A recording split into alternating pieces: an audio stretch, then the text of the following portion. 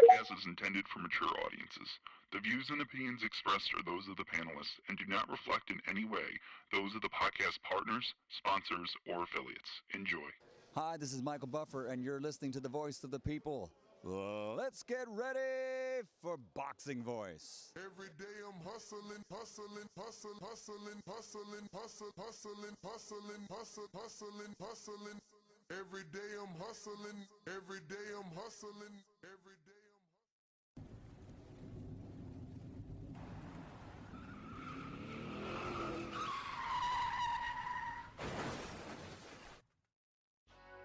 We have new video from a crash that sent welterweight boxing champion Errol Spence Jr. to the intensive care unit. The crash ejected the boxer, but miraculously, he is expected to be okay. TheBoxingVoice.com. It's been a miracle, and I'm a blessing from God that, I haven't had anything serious that would have me out for a year or two, or just would have been, ending my career. None of them guys wish that I wasn't back so fast, but I am back, and I want to fight the top names in the division. I have to ask you about your eye. We were all worried about you when you had to pull out of the Manny Pacquiao fight. I want to fight, so, But you could have gone blind. yeah, one eye. I got another eye, so. WBC and IBF welterweight champion of the world. That's why I sound back, and I told people I didn't want to tune on fight. I've been getting the second chance at life, and I've been getting the third chance at boxing. Nobody's avoiding Terrence Crawford. There's big fish on this side too that, I gotta fry. Like I said, I'm gonna get these belts over here, then I'm gonna come take Terrence Crawford belt because I said I'm gonna be undisputed welterweight champion of the world. SDS Promotions. What up, what up, what up, what up? Welcome back, ladies and gentlemen. Welcome back to another edition of the Boxing Voice Radio. I am your host, Ness GTO, joined alongside absolutely no one, solo dolo Scarface without Manolo, until my co-host arrives. That being said, we're going to be discussing the breaking news. According to Blue Blood Sports TV and other sources, it looks like Errol Spence Jr. will be facing Keith One-Time Thurman December 17th on pay-per-view, even though he told us he'd never fight him. I'm reporting on this because it's all over the internet. I still don't believe it. I really don't. I don't think Earl's going to do it. I think, he's a prideful man. I think, he's going to stick to his guns, and he's not going to give Keith Thurman an opportunity. That is what I believe. It could be four fighters. There's a mix of four fighters here. We got Keith, One-Time Thurman, Cody Crowley, Rashidi Ellis, and Boots Ennis. Factor in Errol Spence, you got yourself a lot of fighters that you can mix and match. So it doesn't necessarily have to be Keith One-Time Thurman, in my opinion. Now, again, the reports are indicating that it is Thurman. And when you consider the best options financially, it has to be Thurman. Who can sell the fight like Thurman? Who's as popular as Thurman? The rest of these guys really don't hold the candle to Keith One-Time Thurman. So it's not a bad option, especially if we're considering, money. If we're looking for the best fight for Earl and, his investors to make money on, well then, Keith is that fight. Keith is that fight. He's going to sell it. Earl isn't the biggest talker. Keith is definitely a talker. Keith is going to sell it. He's going to tell the story over and over and over as to why this fight took so long. He'll sell his reasons. And Earl will allow him to. Earl will allow him to say whatever it is that he wants to say because he would be helping. He would be helping the pay-per-view. Now, this isn't the fight that I wanted. I felt like Keith, Barrios off a loss to Tank. There's no way that Keith and Barrios should have been an eliminator. for the WBC, but this is the way things are. You know, this is the world that we live in. So these guys are going to get an opportunity.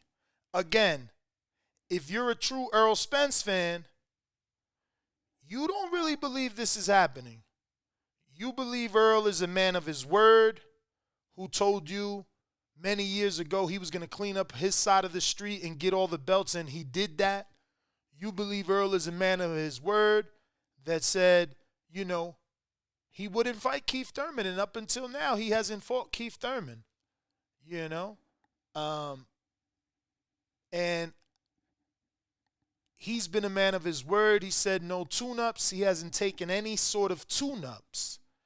So I don't understand how this news is what we are reporting today, because Earl seems to be, once again, the type of guy that just isn't going to go back on his word. He's heard on conversations that got leaked saying that he told Al he not fighting Thurman.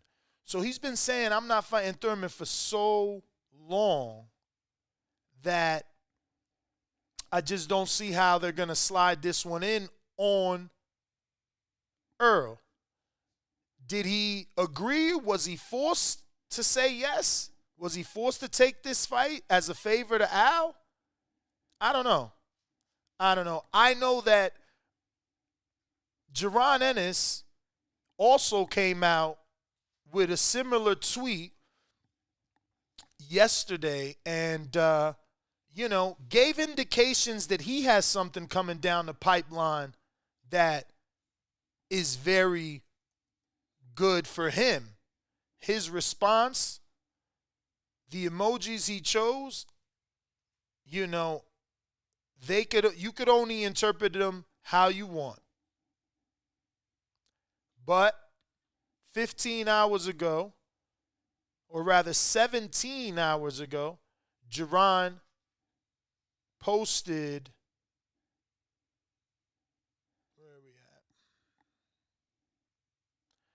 Jaron posted this. So I'm praying. I'm hoping that, like yesterday, Earl chooses Ennis the way that Floyd chose Canelo. If this tweet is being interpreted the way that I am considering it, I think Ennis is a lot more excited than... So, all right, here we have the devil emoji. Then we have... Let's see what it comes up under.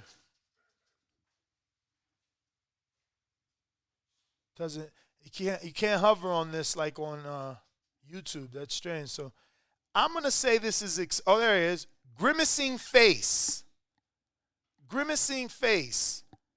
So that's like an emotion that you're like excited, but it's also like, yeah, got him. Like someone fell in the trap. That's what the devil emoji. I'm telling you, the locked in. Danny's here making his coffee, laughing. I think this tweet is bigger than a Rashidi Ellis. I think this tweet is bigger than a Stanionis. But I could be wrong because, again, Blue Blood Sports TV is reporting that Earl and Keith is a done deal and that we'll be getting an announcement this week. So I just hope it's not it. I just hope, that it's the opposite. Because you got 5 guys. Earl, him and Rashidi Ellis don't make sense, as that's not a popular fight. It's not, and anyone's been talking about. And but Rashidi and Ennis, that's a fight. Rashidi and Stanionis, that's a fight. And Ennis and Thurman, that's a fight. But now you got Earl out in the cold. Who does he fight? Fundora at 47 or 54? But I think that we got some mixing matches there that are probably a little bit better.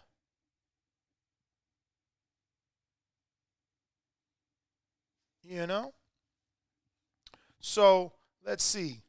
Question. Is Spence really fighting Thurman? In your opinion? Let's start it. Question and answers. Let's go. New little feature here that YouTube added. So let's see how that looks.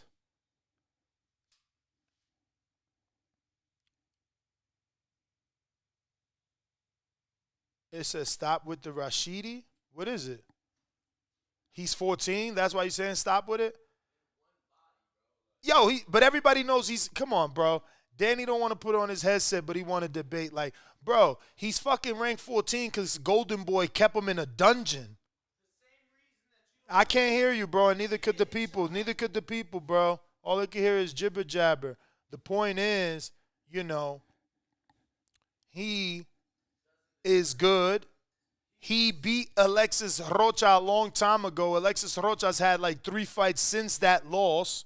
You know, Virgil Ortiz didn't ever fight him while he was on that side of the street. They were vocal as hell about that. So, yeah, man, I'm not going to kick him and say he doesn't deserve any sort of shot because he's not ranked when we know that these sanctioning bodies, you know, this is all political. This is all political. So we got the first answer. Champ, all I'm saying is the same reason you don't want Keith to get a shot is the same reason he don't deserve a shot. Like, what have you done for me lately? But I'm not asking Rashidi to get a shot at Earl. I never said that. So what are you upset about, really? Because I don't want Keith to get a shot at a 3-belt champ. Brother, that's different. But you mentioned Boots, who's ranked 1 and 2, wherever he's with no ranked. belt. No belt. So he's going to skip 3 to 13. Yeah. One top welterweight with no fucking belt's going to get in there with another one with no belt versus fighting the dudes that he been fighting. Who do he fought? 140-pounder in Lipinets and the dude that's been beat by everybody and their mother and Thomas Delorme? Yesterday, you just made the argument that he does fight welterweight, so which one is it, Nesta? What you mean? He did. Thomas Delorme started his career at 47. He did. All right, I said 140-pounder in Lipinets. Okay, that's where he was champ at. Yeah, and you was actually happy that he fought Lipinets and that Lipinets was a champ because you said at least he was a real champ. At least he was a 140-pound champ, not like Barrios, who was a regular champ. I'm just saying, brother, like, I think that Rashidi... Nothing I'm saying yesterday's contradicting what I'm saying today, baby. I'm keeping it 100. You still a 140-pound champ. Okay. The 147 pounders you fought was Chris Van Heerden off a layoff. Brother, that was a no contest. If you manage Boots, right? Yeah, you're right. If I manage Boots, I could see why I wouldn't want to put him in there versus another up and coming, young and hungry welterweight. Who's ranked 14? No, who's good? When you're literally on the cusp of a title shot, you're gonna go backwards. Bruh, those belts. Everybody and their mom know those belts is held up right now. Everybody knows those belts is held up right now. You know, Rashidi Ellis versus Boots Ennis is an amazing fight. But we can ask that next question. Let's see. I had asked question and answer. Is Spence really fighting Thurman in your opinion? We got Zach Knapp that says, probably.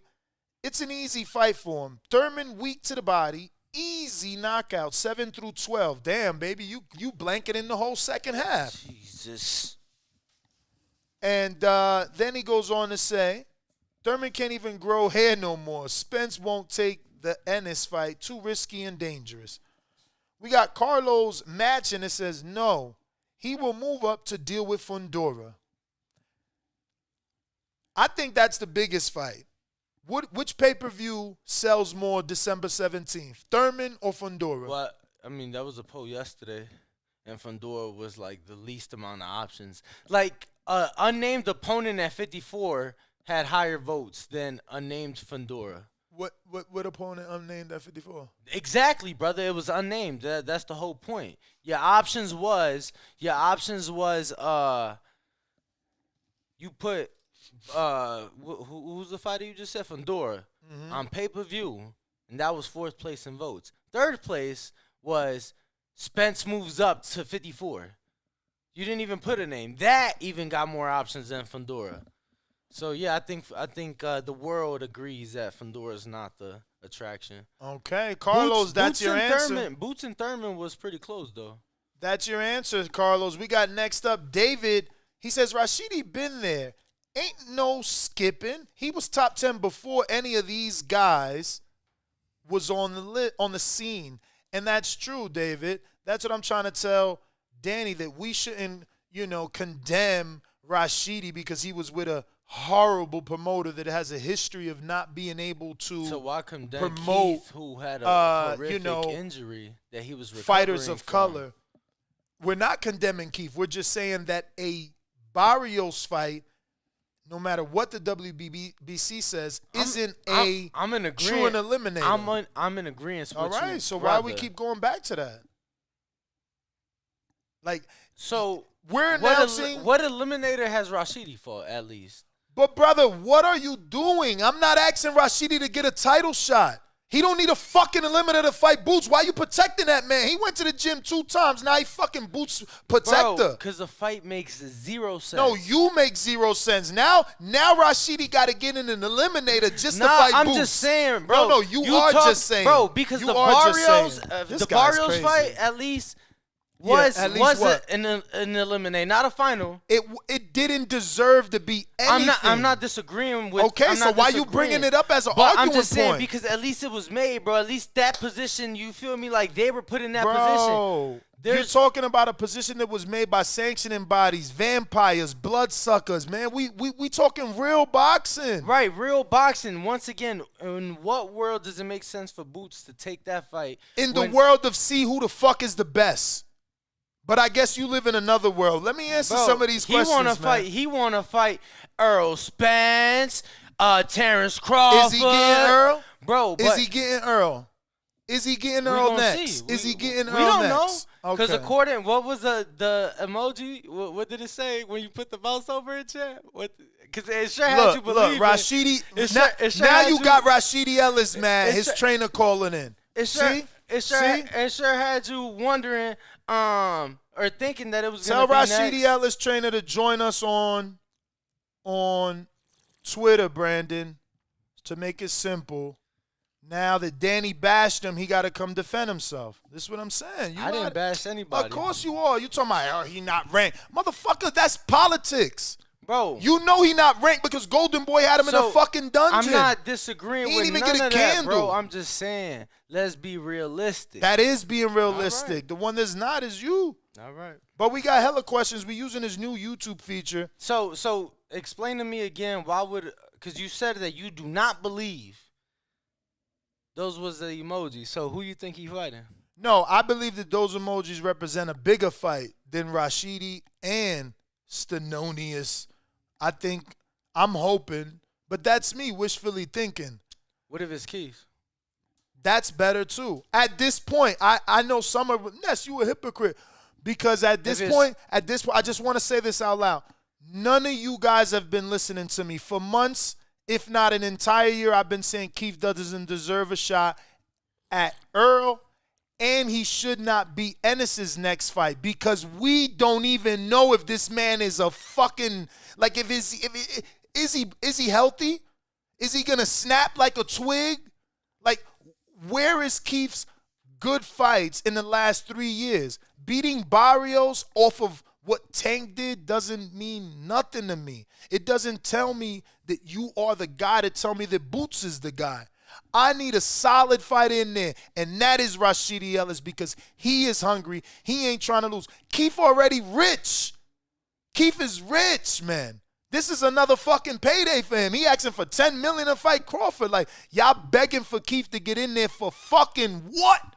What has he shown that he about to beat Earl or Ennis? He ain't shown none of that. But at this point, since my words have been falling on deaf ears, yeah, give me Ennis versus Keith. Give me Ennis. I'd rather Ennis take Keith than fucking Earl. So then, you rather see Errol Stenonius? No, I'd rather see Stenonius Rashidi Ellis. So who Earl gonna fight? Let him fight somebody else, bro. He the big fish. He could bring anybody. The same way Fundora ain't even in the mix, but he could put him there. He could do that. He could bring Tony Harrison to the mix at 54. He could do what he want. He the big fucking fish. Can't he do what he want? I don't know that he could do what he want at 47. You bugging. So he can't fight Rashidi if he want? Bro, no. You tripping. So you think that 3 sanctioning bodies gonna be like, yeah, we got guys up, but go ahead and fight. None of them have a guy up. Everybody is petitioning. No one is the fucking mandatory. Stop spreading false information. Do you not think it goes in order? Is anyone on paper that Earl owes a fight to? No. So December 17th, he's free to do what he wants, bro. So why we been lying on the show saying that he had the WBC mandatory? Brother, when is that being called? At the convention. Once it's called at the convention in November 11th or 8th, then they have a certain period, which is 30 to 90 days. By then, Earl would have fought, bro. Like, what I'm saying is you're spreading false information. It don't matter what line Ennis is in. Don't matter what line Stenonius is in. Until a sanctioning body says, you got to fight today. I'm ordering y'all to fight, to negotiate within 15 days, which is going to somehow interrupt the December 17th day. None of that shit matters. He's due a voluntary. And it could be any fucking body. Stanionis put in a petition. Have we heard a response yet? So that means he ain't got shit. Ennis put in a petition. Have we heard something? He ain't got shit. I mean, shit, we gonna hear an announcement soon. All I'm saying is that there's a way these things work. The guy that has shown us that, you know, he doesn't take tune-ups and that he's a man of his word, I don't think that he's gonna want to take a lesser than fight when he knows that he could go into, you know, his next fight potentially with Bud Crawford. I just think that right now we know. Well, he said he gonna spin the block, which means he's gonna come back to the fight, which means he don't gotta go up. It'll be harder to go up to come back down, which means he could fight any of those 4 welterweights we talking about. Any of those 4 welterweights you could fight. Don't nobody know Stenonius. He'd be doing Al and fucking Shelly Finkel a favor. Stenonius ain't gonna sell nothing. That's gonna be on a sweat in the back of the fans of motherfucking Earl. Rashidi, is he known more than Stenonius? Maybe. I'm not gonna cap for him. Maybe. But at least he speaks English well. He can fucking sell it. Thurman can sell it, and Ennis can sell it. So I don't know why we talking about Stenonius. Ain't nobody worried about Stenonius. He gonna have to come with some big favors he cashing in to get that fight. Well, no, I was just saying because you said Stenonius and Rashidi, right? And Boots and Keith. So then I'm like, well, where the hell does that leave Earl? And you said anybody else, but it's like. I mean, well, again, Earl got the Fundora fight there. You know? At 47. Well, because you just said it don't make sense for him to go up. I mean, Fundora is on record saying he can make it. Fundora's on record saying he can make it, you know. What else is there for Earl, bro? And that's the thing, man. He's got to be in a big fight as well. He's not going to want something that isn't big. And that's what I'm saying. I just feel like the big fights. I mean, you just said Keith will sell, Boots will sell. I think Stenonius at the very least is a mandatory. Mm-hmm. You get what I'm saying? Well, again, he ain't a mandatory yet. It ain't been called or ordered.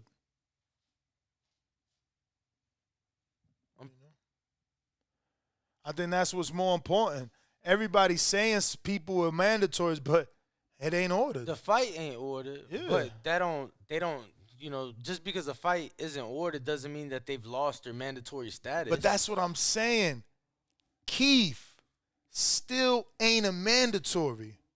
Virgil and his team still could go to the WBC convention next week and petition. That's what you don't get. They could literally say, we've been fighting top 10. So, Yeah, We've been fighting top 10 welterweights. welterweights. We just fought Kavalaskis. We just fought whoever the fuck we fought, Mickinson, who's actually in the WBO welterweight rankings. Who this guy fought? No, we raising our hand and we fucking Mexican. That's our belt. I don't know what y'all talking about. Like, y'all don't even know how this shit fucking works. No, I could still go to the convention. So just to be it's clear, 1 week away. Just to be Keith clear, ain't the mandatory yet. and I'm going to be there to ask Mauricio this same shit since no one fucking believes me. So just to be clear, until the fight is ordered, the challenger is not a mandatory. Until the fight is ordered, the champion can do what he want. But what about the challenger? He's not a mandatory because guess what? If you a mandatory, I can't get a voluntary. Okay. Simple as that. Show me the mandatory. Why is Earl about to pick Keith? No, why is Earl? What if Earl fights Ennis? I'm not arguing. I'm just saying. I'm asking because that's it. Obviously, I don't know. I'm asking. Bro, talk trends. It hasn't been ordered. Like, y'all don't know how to read. Mauricio said the fight will be ordered at the convention. And that's because guess what? No Virgil Ortiz and Rick Mirrigan have submitted a petition, have stated that they will be at the WBC convention. But you telling me that the number 2 who's got a better resume at 47 currently than Keith shows up to the WBC convention, he not going to be heard? It's not going to be a debate as to who deserves to be the mandatory to Earl? They're not going to consider the finances in a all-Texas affair with 2 guys that have history in the amateurs where we could pull up tweets of Earl saying he made Virgil cry? Man, I'll smack all y'all. Y'all don't know what the fuck y'all talking about promotions, man. Please. Where's Rashidi Ellis trainer? Where's Rashidi Ellis trainer, Brandon? Let's get him on. We going out to Twitter. I got Jay Hardcore in Maryland. What up? Jay, actually, hold that thought while I do this. Hi, this is Michael Buffer, Nope, and you're that ain't it. Where is it? We got to hit this. Remember to rate us 5 stars on iTunes. Drop us 5 stars on iTunes. Keep us number 1 on the boxing category. And don't forget to share the show. If you're listening to us on Twitter, please retweet, quote tweet, and let's let people know that we're here talking boxing and we're taking calls. Subscribe to youtube.com/theboxingvoice for the latest and greatest interviews with your favorite fighters. Shout out to everybody that subscribed to the YouTube channel, helping us get to our next goal of 158,000. And we're on the hunt for the next 1,000, so we need about another 900 to get to 159. Jay Hardcore, what is up? Hey, what up there, fellas? Hope all is well this morning. All is well. Man, this stuff right here, boy, is like trying to put together a puzzle right now, trying to figure out what the hell is going on in the welterweight division right now. Word. I don't know. You said something yesterday, Ness, that made a lot of sense. If I'm not mistaken, you said something too about Spence. If you don't like a cat, this, that, and the third, the best way to do is whip his ass. Mm-hmm. So maybe this is what's about to happen. Maybe, I'll say the same shit to him. Say, you say this and you say that. I mean, shit. Best way to deal with it is fuck him up. And shit, you had the last laugh. So maybe that's what's about to happen right now, man. I mean, other than that, I can't see anything. Me personally, I think it would be nice to see him fight Fundora, man. Fundora just fucked up, Berto real bad. I know that was the fight before that, but he fucked him up real bad, and everybody's seen that. So, and he already on record saying that he'll even come down to 47. So, I mean, shit. Spence telling him to meet him at 50. It'd be just even sweet, and I love to see Spence fight that giant, Jack. So, right. Think you ended it? Or just call I hope y'all have a great day today. All right. Appreciate it, champ. All right. Call him Dead Air Danny. Let's see who's next. Remember, if you want to call in, go ahead and join us on Twitter or Discord, which I haven't even opened up yet, right? I forgot all about that. But it is open on Discord if you want to join us there as well and you want to give us your opinion on today's subject. Also want to send out, obviously, a rest in peace to one of the members of the Migos, Takeoff, who seems to have passed away. I know that our community is deeply rooted in hip-hop. So, and these, the Migos is pretty big. So, it is a sad piece of news that we received this morning. Absolutely. So our condolences, obviously, to the families. Once again, if you want to speak, just need to raise your hand on Discord and or send a request on. Okay, so they're saying Coach Rivera is on Twitter. Coach, if you're on here, I need you to request. Yo, so far we why don't see him. Danny, you want to join here so that you can be a host on Twitter Spaces and be able to monitor? You got headphones? Oh, you didn't bring yours? He Um, left his Kenichi Nah, biz. I got them. I just don't think they're charged. Bro, I was tripping. I'm like, did YouTube update? Yeah, they did. Yeah. They did. I just now found how many people are I couldn't find it. Yeah, they did update. Let me see. I'm getting callers in. All right. Is this Alex? Yes, it is. What's up, Coach? Thank you for joining us. This is the coach of Rashidi Ellis. I'm assuming you heard Danny badmouth in your fighter. Coach, you got to unmute yourself on your end now. Good morning, fellas. Buenos dias. How's everything? Everything is good, man. Cannot complain. Thank you for joining us. Yes, sir. Yes, sir. I had to join to. Good morning, Danny. Good morning, Danny, Coach. Good morning. Danny's saying the right thing, bro. Because Danny really doesn't know. Ness, you've been following us for a little bit. And I'm just gonna tell it like it is, bro. The first thing I'm gonna say is I tell all of my fighters, you don't eat with the belt. You don't eat with the belt. The check fits you. The belts, the ranking is all out of whack. Rashidi Ellis, if you go back a little bit, Rashidi Ellis was ranked number 3 in the WBA. I think number 2 in the IBF. Before we mentioned Quiñones, Butzenes, Virgil Ortiz. We just happen to be in a bad position, man, with our previous promoter. It's just we never took off. We couldn't find a loophole to move forward. We never denied fighting no one. We were offered Hernandez, and we took the fight out of nowhere. The fight didn't happen. Then they feed him to Virgil Ortiz. Virgil knocked him out. We wanted to fight Lucas Matisse. It didn't happen. Every name that they have called for Rashidi Ellis, we fought. A lot of people don't know the kid because it's like Ness says, bro. They kept him in a dark hole, bro. And it's nothing you can do about that. While the PBC guys were moving and they were giving them the right promotion.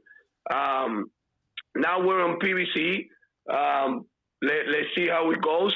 But Rashidi Ellis can fight, bro. Rashidi Ellis, and I'm not going to say too much about it, but Rashidi Ellis, sparred guys like Canelo, good time against him. He spars Dimitri Andre all the time. He spar Mean Machine. He spar, and I know sparring is not the same as fighting, bro. But if you can hold your own, you can hold your own. Absolutely. You know what I mean? So yep. I get you, Danny. I get you, but bro, everybody wants to fight the top guys. They want to get paid. Boxing is like it was before. I think me and Rashidi are the only guys they take pay cuts to take those big fights. Like if they tell me right now, we're gonna give you Keith Thurman, but you gotta take 25% of the person, Thurman 75. Let's go, because we want to prove a point. Absolutely. I'm pretty sure Rashidi Ellis beat the shit out of Thurman. And once Rashidi beats Thurman, then he's up there with the big names. You have to take chances when you're a young buck. To me, Ennis really hasn't beat nobody big. Small guys, guys that are going to stand in front of him. Rashidi Ellis spar, I cannot come up with the name. The guy that Ennis fought, he moved back down to 140. Lipinets? Rashidi Ellis part Lipinets, bro, and he was like, oh my goodness. You know what I mean? And not to say too much because that's supposed to stay in the gym. But I just want to let you guys know. But what I was saying, and I don't want my words to get mixed up, I wasn't saying Rashidi's not a great fighter. He's not talented or nothing like that. I'm just saying if you and Rashidi were currently ranked number 1 and number 2 on every sanctioning body, and you think you got a shot at the title or you're a fight away from the title, you're not going to go back to fight a guy who's ranked 14th currently. And you know that. No, I got you. But like I said that's before, all I was saying. Yeah, no, I got you. But like I said before, man, you cannot look into the rankings. This is the crazy thing with me. I'm old school. I remember when number 1 used to fight number 2 to see who was the best. If they call right now and offer me any of those undefeated guys, we wanted to fight Virgil Ortiz. But when they offer it to us, that should have been made. 100%. But when they offer it to us, it's like me telling you, I'm gonna sell you this 2000 car with 100,000 miles for $5 million. You're gonna say you're crazy, coach. No, I hear you. So it was one of those things, I couldn't say yes. For my fighter, I couldn't say yes. But if the negotiations went well, Virgil Ortiz would have been 17-1 because Rashid is that good, bro. I'm telling you. So myself and I, if they call me tomorrow, if Rashid was number 1 in the WBO and Boots number 1 in the WBA, and they call me tomorrow to make the fight, I take the fight, Danny, because then we're proving who's who, and we're proving that we deserve a shot at Spence for all the belts. And I agree with you, Coach, but that's not what's happening. It's not what's happening. You're 100% right. What you're asking is for basically Keith and Boots to fight. You know what I'm saying? Those guys that are in the number 1 positions to eliminate it. All right, cool. Let's show that we do deserve the shot up next. And I'm not saying that Rashidi isn't at their level. I'm just saying, realistically speaking, from a business standpoint, I couldn't see those guys going back when they're all they've all petitioned. So it's like they're all trying to get a shot at the belts. They've all petitioned. Then, why would they do that? That's all I'm saying. 100%. You know what, bro? I was talking to some of the people at PBC and stuff like that, and when they were talking about making Errol Spence and Crawford, I actually got excited, and I was like, man, you guys should look into doing a all welterweight card and put your best guys over there, bro. Like, let's stop being fucking, we're ruining the sport, bro. MMA, bro. Listen, let's forget MMA. The girls, Clarissa Shields, all those girls that fought the other night, bro. Props to them. Coach, they all. Coach, hold on. So wait. You said they didn't give you Virgil. Then you said they did give you Virgil and you turned it down. What happened there? No. They offer Virgil, but I think I told you this before. The money was ridiculous, bro. It was like I'm gonna offer you Virgil. What was the offer, Coach? But you just said you would take 25%. Oh, but the Keith Thurman fight is way bigger than Virgil. Okay. So you gotta understand that, but because it's about like Danny was saying, bro. It's about the names, and you know what, bro? I when we were you know, when we were in the other side, I see these PBC guys, bro, and I get jealous because their names was there. They were busy. They were, you know, Rashidi was fighting once a year, bro. You know what I mean? Like once a year. For what reason? I don't know. But I want to give the girls props because all those girls, bro, fought each other, number one against number one, and they didn't care about nothing else. And it was a great show. I was hoping for Crawford and Spence to fight. Maybe they will have an all welterweight card where the best fought the best, and at the end of the day, you got 2 or 3 guys that are the best, no questions asked. Because we can all sit here and say, my guy's the best, my guy's the best, my guy's number one, my guy is this, my guy is that. The only way we find out who's better is if they fight each other. And that's it. It's no other way. So, Coach, obviously all the welterweights are waiting right now. There's 5 welterweights with PBC with no dates. Cody Crowley, Rashidi Ellis, Keith Thurman, Jaron Ennis, Errol Spence Jr. Has your phone rang at all? We're waiting on a date. We got they called me with a good opponent. I cannot tell you who it is because it's not fully done yet. But bro, we called for this kid too, Crowley, the Canadian kid. So that'd be a big fight. Him and Rashidi, it's a good fight, bro. They're undefeated. So if you're saying you called for Crowley and that was one of the names on the list, that means that the guy that they offered you isn't on that list. No. Okay. So they still developing Rashidi. They're not ready to throw Rashidi in there because who else do they got? Like that must be like an Abel Ramos. They're going to give you like an Abel Ramos or something. I tell you one thing, Luke bro. Santamaria. Luke Santamaria? Yeah. I mean, you can't answer. You can't answer. You can't answer. No, he's not Paul Crow. He said Paul Crow too. Yeah. The guy got a winning record. He's a great record. Good, tough opponent. From Mexico. Kavalaskas. No. All right, Coach. I don't want to fish. I don't want to fish because I don't want to get you in trouble, man.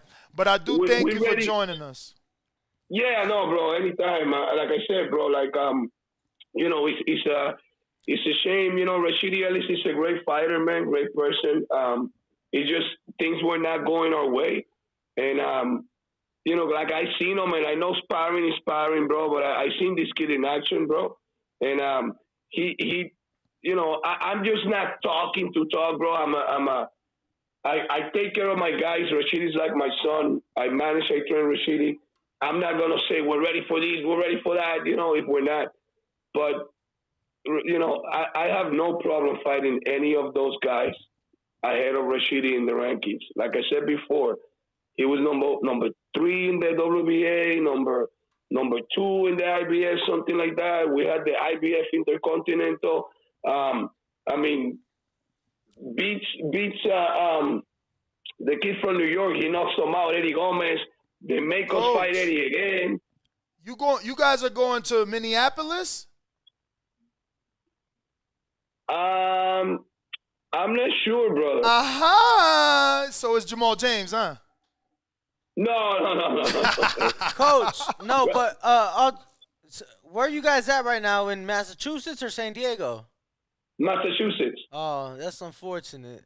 I was hoping San Diego. Yeah, no, I'm gonna get together with Ness, and when we find out our day and stuff like that, we're gonna have a little training camp up there. Oh, and nice. I'm gonna be getting in contact with you guys. Beautiful. Yeah, so you know, Rashidi, you know, we're ready, man. We want to fight. The kid is in the gym all the time, and like I said before, bro. It was just unfortunate that things didn't go our way. But any of those guys in the top, bro, like we're okay to fight, man. So, Coach, who you think Earl is gonna pick? He said an announcement is coming soon. Who you think he's gonna go with? I told you, bro. Listen, if he's gonna go with the business, he's gonna take Keith Thurman because he's safer and he has the big name. If he decides to fucking chuck the world and do the right thing for the sport, he picks Ennis. Because everybody's talking about Ennis being the next guy, and it's okay. He picks Ennis. Yes. Well, he picks Coach, Ennis, I like that. Yeah, I mean, he you got Steniones over there too. He's the interim. Mm-hmm. But I think he'll go with Thurman just for the name to make the fight big. If it's pay-per-view, they have to sell it. They're not going to sell it with Steniones. But what about Thurman the fact? will sell a great fight. What about the fact that he's been very vocal and adamant about not giving Thurman a shot? I know. I mean, at the end of the day, bro, we're talking business. Like I said before, it's about the business, bro. It's about what makes money right now. Keith Thurman will sell a pay-per-view fight to a blind guy because Keith can talk, bro. You know what I mean? Coach, Keith you on that side of the street now. Is it? Yeah, bro. I love but let it, me bro. ask you, if you're in Earl's shoes, can you tell Al, no, I don't want to fight Keith? Man, like I said before, bro, it's about the business, and if it makes sense to fight Thurman, even though he hasn't proved himself lately, if it makes sense to fight Thurman, he's gonna fight Thurman. If he doesn't want to really take a big leap into things, he's not gonna fight Ennis, or he won't fight a kid like Rashidi, young guys, fast guys that are gonna really test him. Steniones, to me, and Spence is an easy fight, bro. Steniones stays there. Spence just gonna offload until he takes him out. Steniones won't be able to sell the fight right, I mean, it's a great fight because of the styles. Steniones comes, but Spence can punch. So that's a bad recipe for Steniones. So I don't know. I seen Thurman in an interview saying, maybe he needs to fight a young guy so he can prove he's not a gatekeeper and this and that. I thought he was going to call us out, but that wasn't the case. We would love to fight Thurman, bro. I'll take that fight in a heartbeat. But like I said, y'all should. I'm not gonna lie to you, Coach. I think right now, I think he's food for you guys. Wow. I love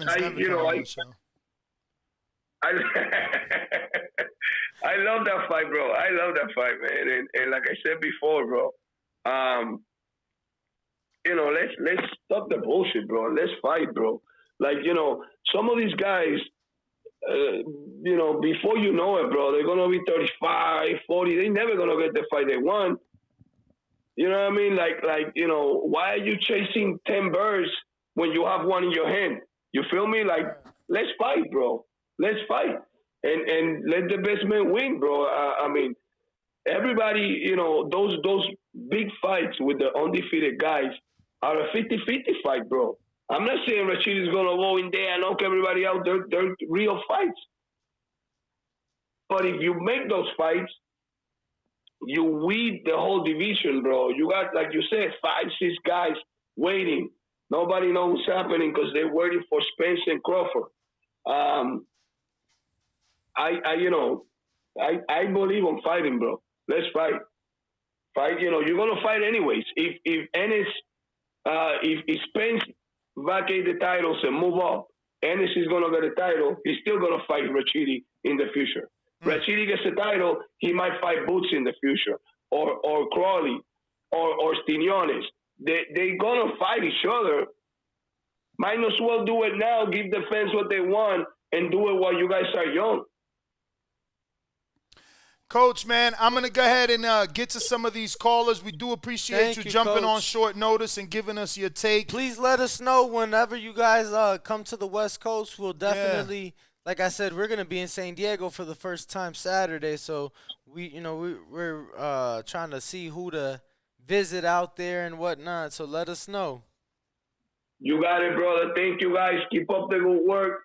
You guys are doing your thing. Thank you. We Appreciate it, appreciate Coach. it. Send Rashidi our love. All Yes, right, sir. ladies and gentlemen. Go ahead, Coach.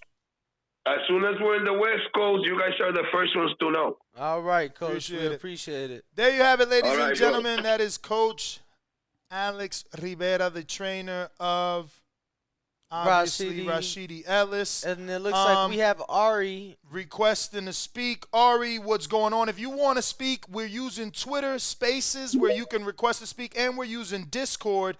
Ari, what up? Make sure to unmute, champ.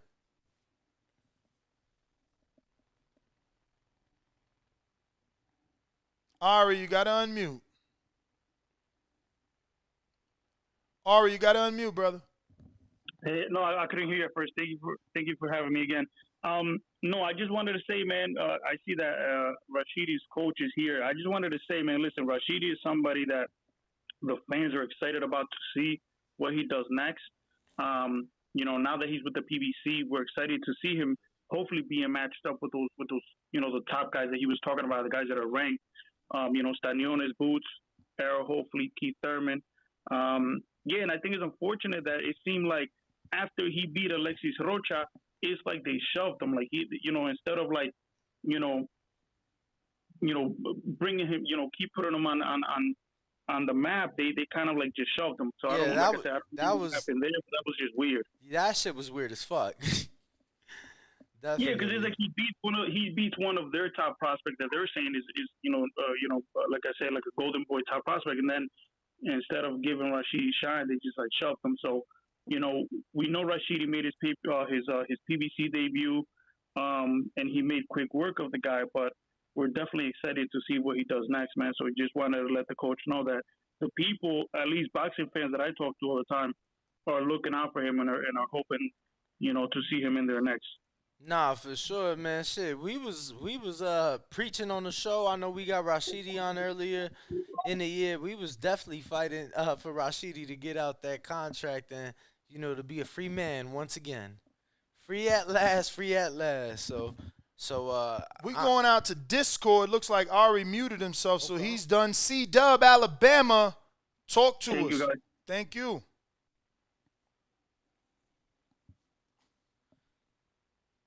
C-Dub.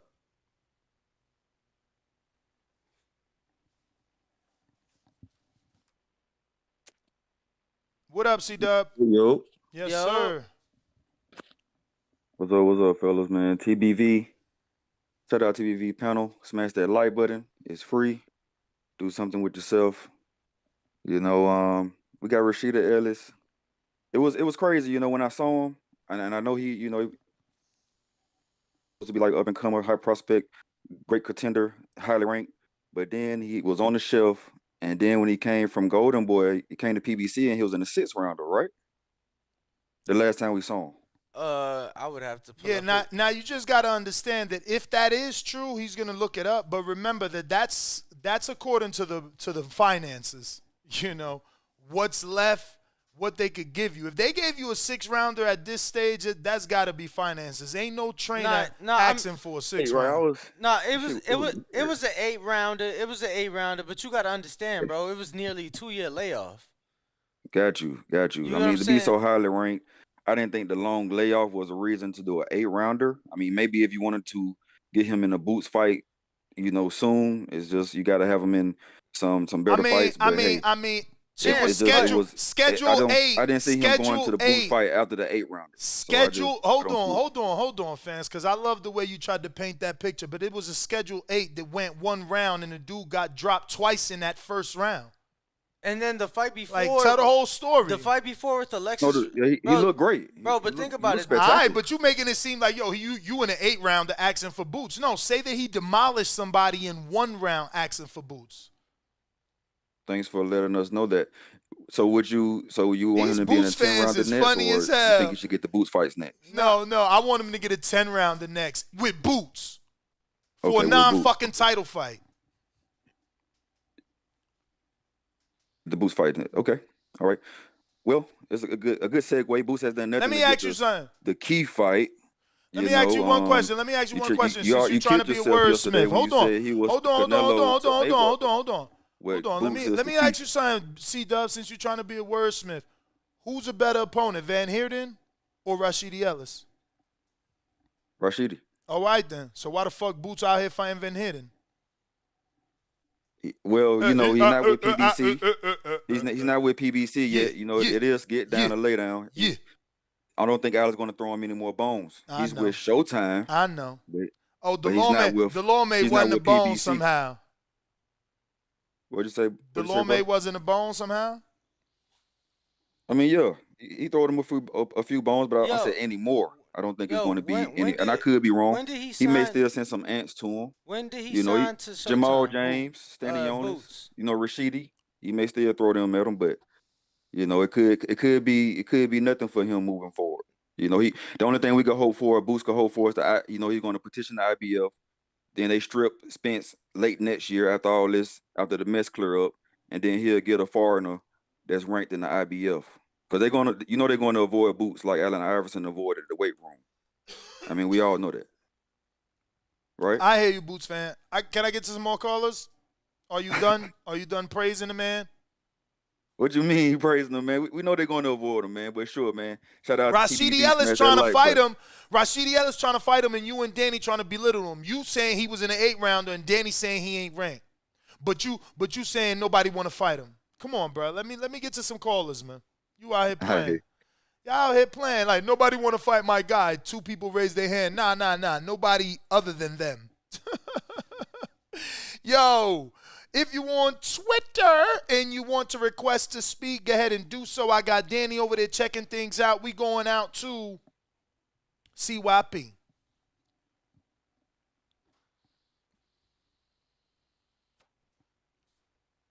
Shout out to Yam Yams for the relief. Yo, have you needed to charge yours yet? Yo. This? Yeah. No. Yeah. What up, CYP? I think mine did. Yo, man, look. I got respect for Thurman, yo. I think beating Thurman would put Spence in another era, another aura as well. I think that, beating Brooke, beating Porter, beating Danny, beating Ugas, and beating Thurman all in the same weight class without never losing, keeping your belt, collecting them, that's some legendary welterweight shit. Like, as a welterweight, as a boxer that stayed in one division, he's going to go down as one of the best ever for just that division, similar to Hagler, similar to Triple G.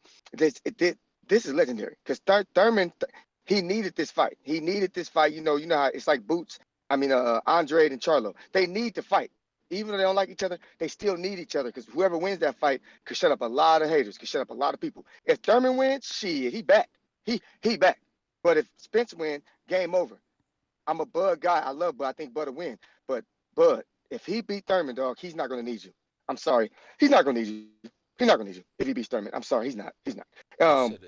All the fans who love Bud can be mad at it or not. I still want them to fight. But he's going to have so much bargaining chips that it's going to be like, man, do what you want to do. Keep fighting for Black Power. I'm not dealing with you no more. I ain't got to beat all these dudes in the welterweight division. All of them just to sit around waiting for you. Who's literally beating them after I beat them years later. I'm sorry. Nothing to do with skill versus skill. We talking about the business, and my boy Spence is doing the damn thing, picking Thurman. Man, I'm so proud of that. That's gonna be such an exciting fight for both of these guys, man. I'm happy today. I ain't mad unless somebody pisses me off. I ain't mad today. And let y'all know we got 3 weeks. My wife is 9 months and 1 week. We got 3 weeks till I'm a dad for the first time. Happy as hell, tired. I don't know. When y'all had y'all first kid, was y'all just tired for nothing? Because it seemed to me like I just be getting tired every day. More tired than I've ever been. Let me know in the chat because I need to know if this is just me or is that just normal. CYP out. CYP, man, thanks for calling in, man, and enjoy your newfound fatherhood. Blessings to you and your family. We got a $5 super chat from the LDBC's Most Wanted. Great show, fellas. If this December 17th date is confirmed, does that mean Tank versus Garcia is not happening in December? Yeah, they've been saying Tank Garcia for like January. Yeah. And there's dates, 2 dates confirmed in January, beginning of January and then January 28th. Or later in the day, in the evening, a little later in that month. It looks like I got my friend Tone, a superstar. Tone, don't forget to hit that request button so we can get you on the show. We're going out to Discord. I got Adrian Rowan in Wisconsin. What up? Adrian, talk to us. If you're watching this on YouTube, don't forget to smash that thumbs up button. It's going to help with the visibility of the show. It's going to put this episode in the eyes of other boxing fans so we can get more call-ins and more people voicing their opinion right here on the Voice of the People hotline. Adrian, are you with us? We got Big Fish Vega. Talk to me. Big Fish in the building. Remember, if you're on Twitter Spaces and you want to speak. Good morning. Can you hear me? Yes. We hear you.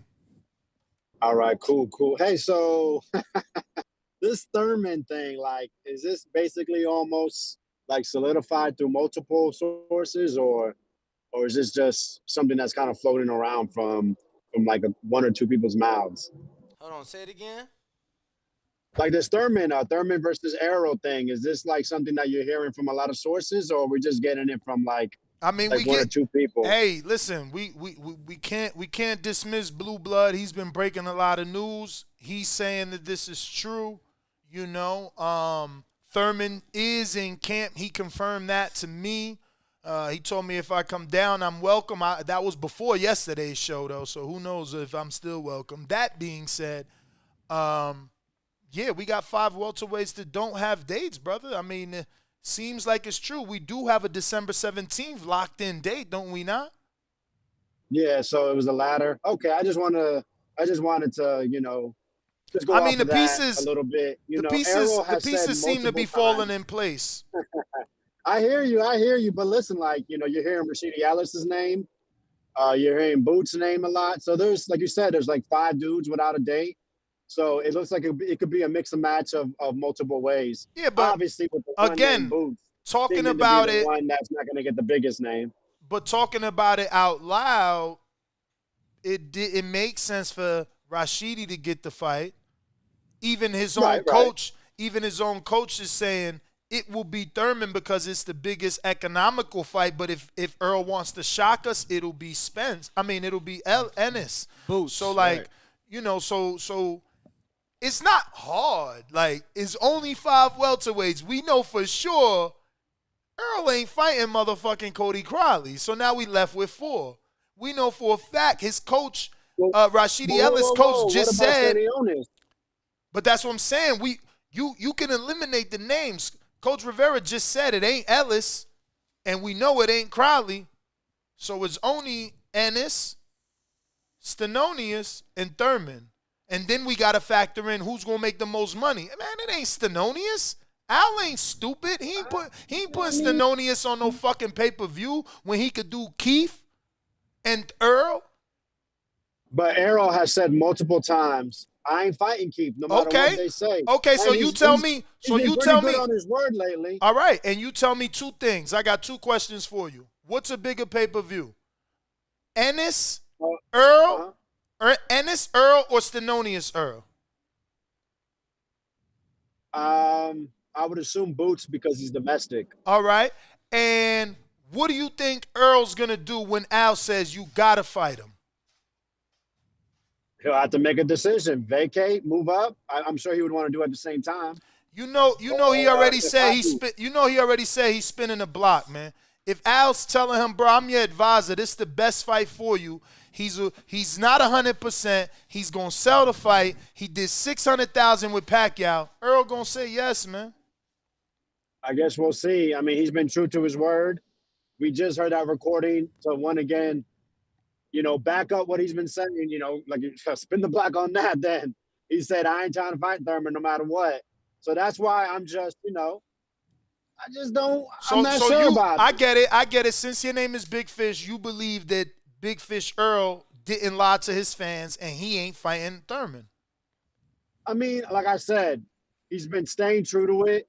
So until it gets actually, you know, like a PBC banner or he starts. So are you going to call him a hypocrite? What you going to do if he does fight Thurman? Is you going to call him a hypocrite or you just going to be like, hey, I'm cool with the fight? I mean, it'll be hypocritical. And I mean, and then Because then I could kind of say, like, right, I could call him a hypocrite and be like, yo, that's a tune-up. But and that's you going said, double against what he said. But no how can you say that's a tune-up when he in position? Whether we agree with it or not. Whether we agree with it or not. I hear you on that, but that's let me how it ask you goes this out though. here. Let me I'm not ask you this though, I'm not because saying everybody I'm gonna go that way, but that's what's gonna be said. I think we got Ibn on Spaces, so help me locate him. So this all I'm saying, right? Coach, if you on here, make sure to request. But this all I'm saying, right? Think about it like this. If Earl's staying true to his word and staying consistent, shit, you ask me, he been consistently fighting on pay-per-view. What would be the biggest pay-per-view for him right now, like all things considered, given that Bud fight in December 10th? Would it not be? Oh, you already know it would be Thurman. So I don't disagree with that. So in a way, he's staying true to that. Man, like there's so many different ways to go about it. He keeps saying he don't want to fight Thurman. I think out of all the things he said, he's been pretty consistent with that energy. So yeah, it would surprise me. And that's why I started off asking about the sources and such, because I just don't see it. Yeah, no, I'm with like you. I said, I'm with you, man. I started off the show like that he's been a man of his word as far as cleaning up his side of the street, as far as not taking any tune-ups. So, as far as, going to trying to make the Crawford fight. So I'm with you. It doesn't sound right. It doesn't sound right. Yeah, I don't hate the fight. I don't hate it, but like I said, one of the big points is that, he's been true to his word as best as he can. So it'll just be a little bit of a wrench in that kind of thing. But hopefully, hey Vega, let me clear up the line, my friend. I got to clear up the line, make a few announcements really quick. We're trying to get more welterweight coaches on the show to discuss the big announcement that should be coming from Earl and PBC. Is it Thurman? Is it Ennis? It's not Ellis. Could it be Crowley? We are scheduled to get the trainer of Cody Crowley on Twitter Spaces, so smash that like button if you're right here on YouTube. Don't forget to subscribe. We're trying to get to that next goal of 159,000, and we would like to have as many likes as we have people watching here. We're also in communication with Terrence Bud Crawford's trainer to see can we get him on the Spaces as well. If you want to discuss this topic, go ahead and request to speak on Twitter Spaces. We got anybody on Discord? Or raise your hand on Discord. Looks like we got Adrian once again. What up? Wisconsin. Let's see, can we get a connection this time out there? Make sure to unmute, Adrian. Once again, if you're on Twitter Spaces and you want to speak, you need to request, and we will bring you on. And same thing on Discord. Just raise your hand. Adrian, are you there? Adrian, you just ain't working today, baby. We got Hawk in Maryland. Talk to us. TBV, can you hear me? Perfect. Yo, what up, Ness, and what up, Ringwald? What up, champ? Ain't too much. Great show. Hit that like, subscribe, everybody. I was just saying to y'all yesterday, man, that Errol Spence need to close that circle. I guess Al Heyman might have put it in his ear. I don't know. But all the great ones, Sugar Ray, Floyd, everybody you can name, Tyson, they all fought all their contemporaries. That will make you great. He need to fight. I believe he needs to fight Keith, and he needs to fight Terrence. Everybody that come up in your area, Roy Jones used to do it. Everybody in his area, he would fight. So, yeah, I think he need to. But Ringwald. Yo. Hey, check that Dallas Cowboys schedule for around December 19th. Do they got a game on that weekend? I'm checking now. I know those cocksuckers beat my Bears this weekend, man. That shit hurt my heart. Oh yeah, I saw that. That was a bro. Then we started to come back too. Because Earl right over there at that stadium. That's what I'm talking about.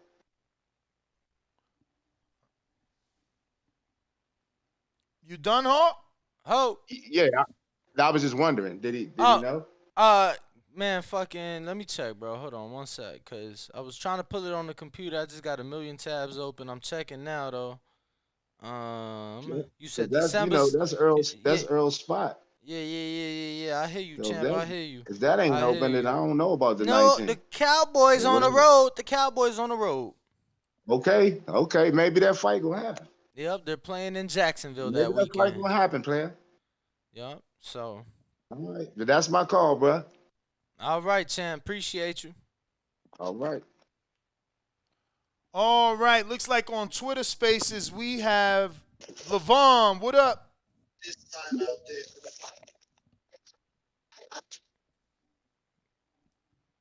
Waiting for Levon to connect. While you're watching this, don't forget to smash that thumbs up and or share the show so we could get some more callers up here. I'm waiting for the trainer of Cody Crowley to join us. Yeah, I'm looking, champ. I don't see him in here, so. Coach Ibn, if you are in the Twitter space, just request. I'm looking for you. Do not see you. So request, and I can easily add you on. But we got anybody on Discord, champ? And that goes for anybody else. Anybody who wants to speak, just request on Twitter or raise your hand on Discord. Yep. So, we need a poll, man. I think we need a poll.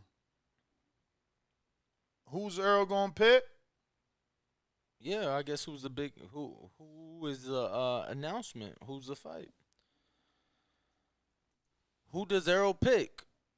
You know, I think at this point,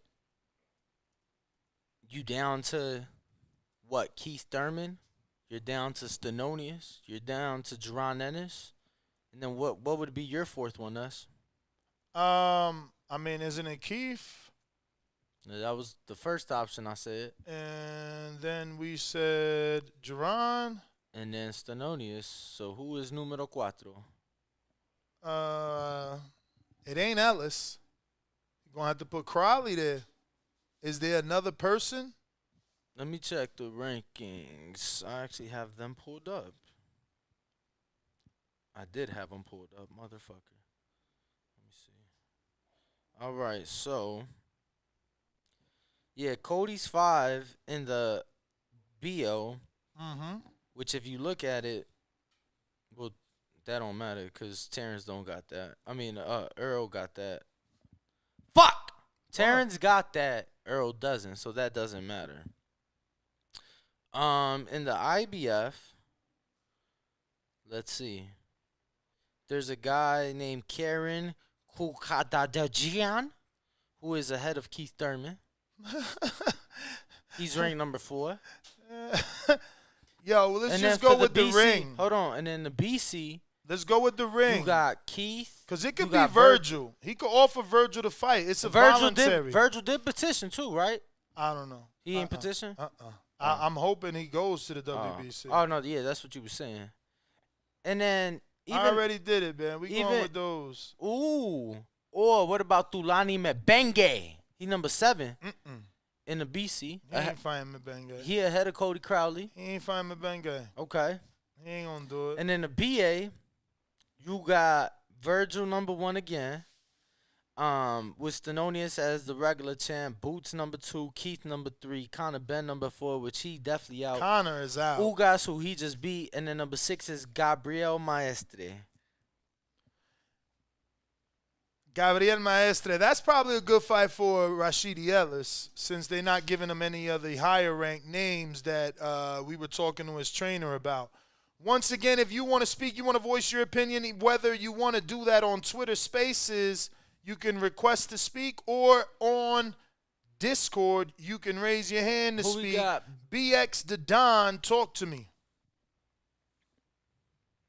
If you're on Twitter, don't forget to share this episode. That way we get more callers. BX the Don, what up? And David, you next on Twitter. BX, you got to unmute. Y'all can hear me now? Yes. I want to throw an unrealistic one out there. Well, maybe not unrealistic, but what's the odds that, maybe Errol looks at Virgil, a Dallas kid, Mexican. Bro, we just said that. He's on our poll. He's only got 8% of the votes, so hurry up and vote. Okay.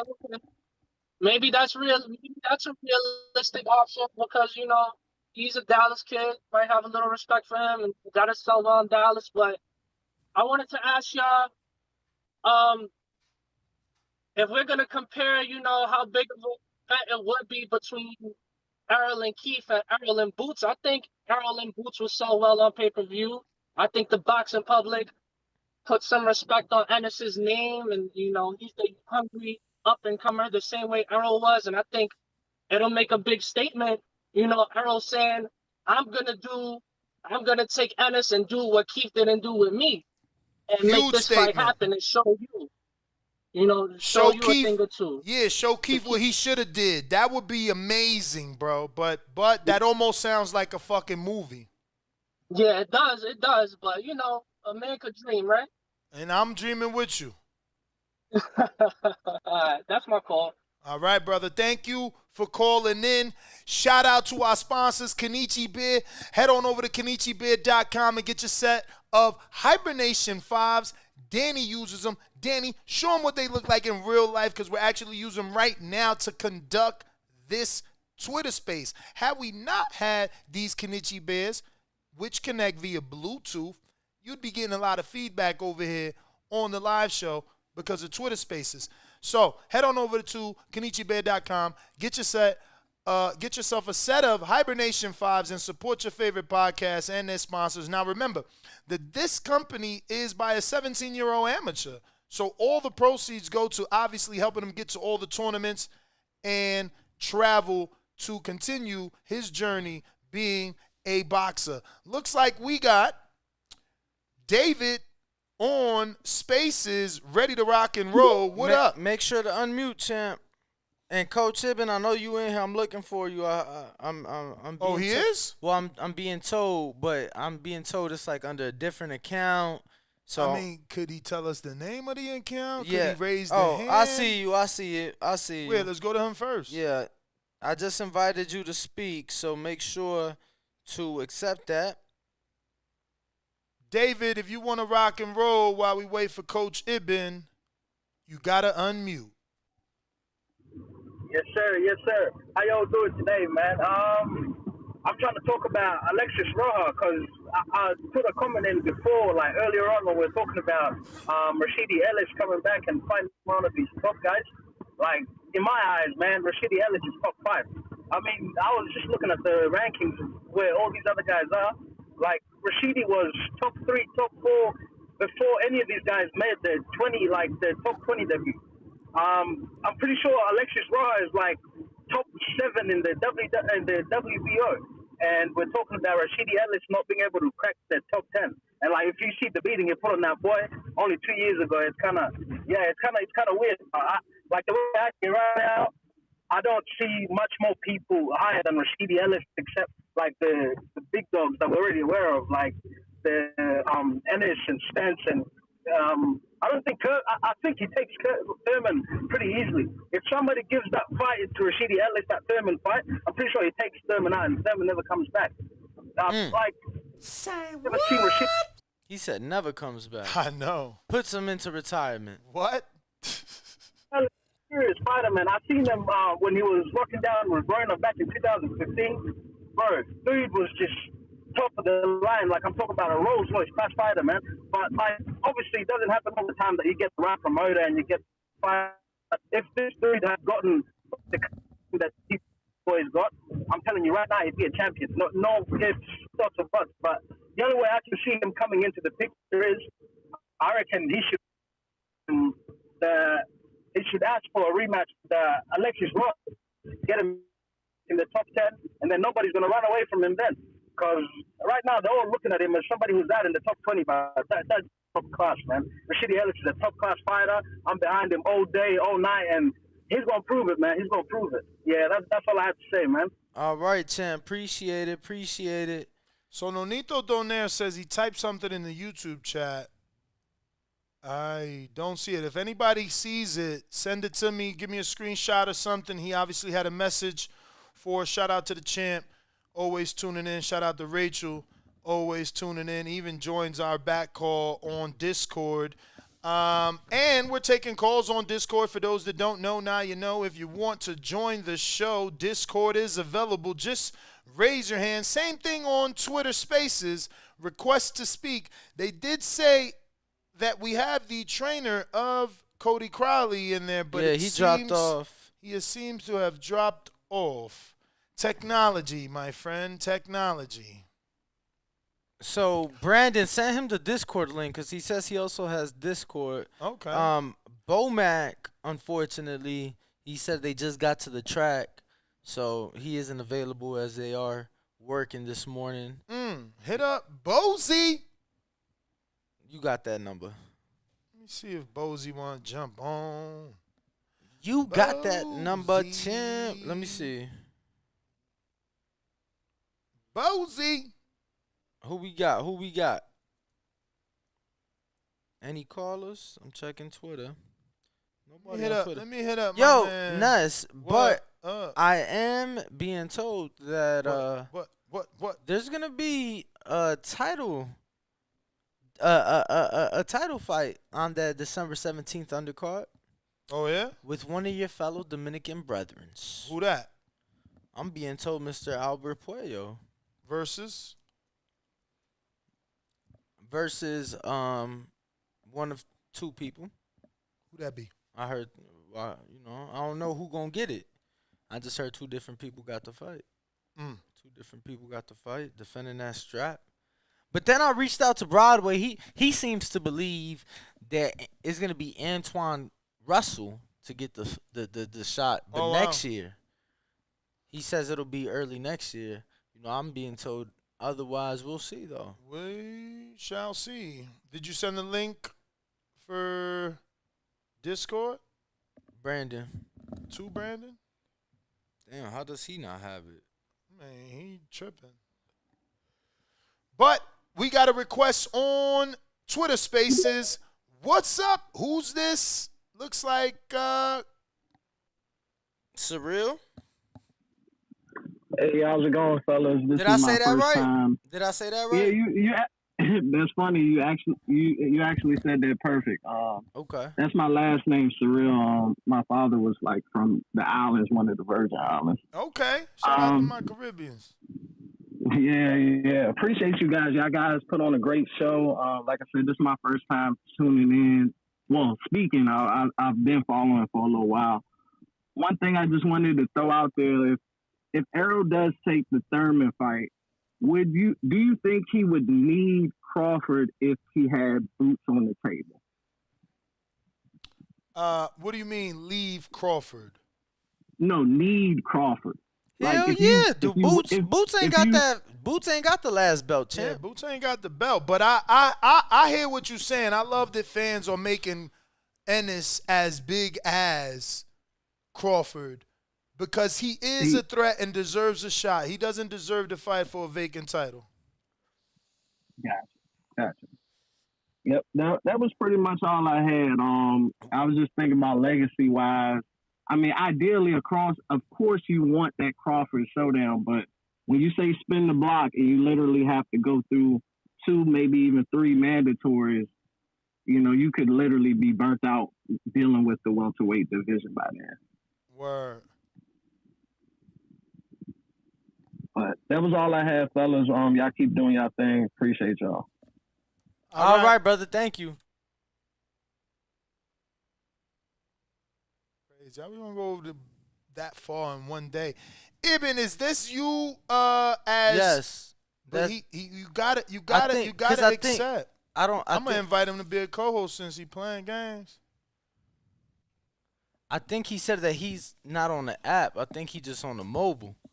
What? So I think that's why it ain't working. Mobile? What? Yeah, like on the website, on the phone, browser? though. Yeah. Yeah. Because he said he don't even see the option of request, and that he don't see our request to speak. I mean, I sent him the Discord link. What up, Ib? And I'm trying to hit up Greg. Let's see what this chat is saying though. Over 250 votes already. 50% of the people say Keith Thurman is next for Errol Spence. 26% of the people believe it is Imantas Stenonius. And 18% of the people believe it'll be Jerome Bouteng's next. While only 6% of the people think it'll be Virgil Ortiz. Damn, Virgil getting no votes. No love. No Mic love. check, Mic 1 2 check. 1 2. Who this? This Coach Ib. Coach Ibn. Good, fellas. What up, Coach? How you feeling? Oh, we're good. With both good, hands. man.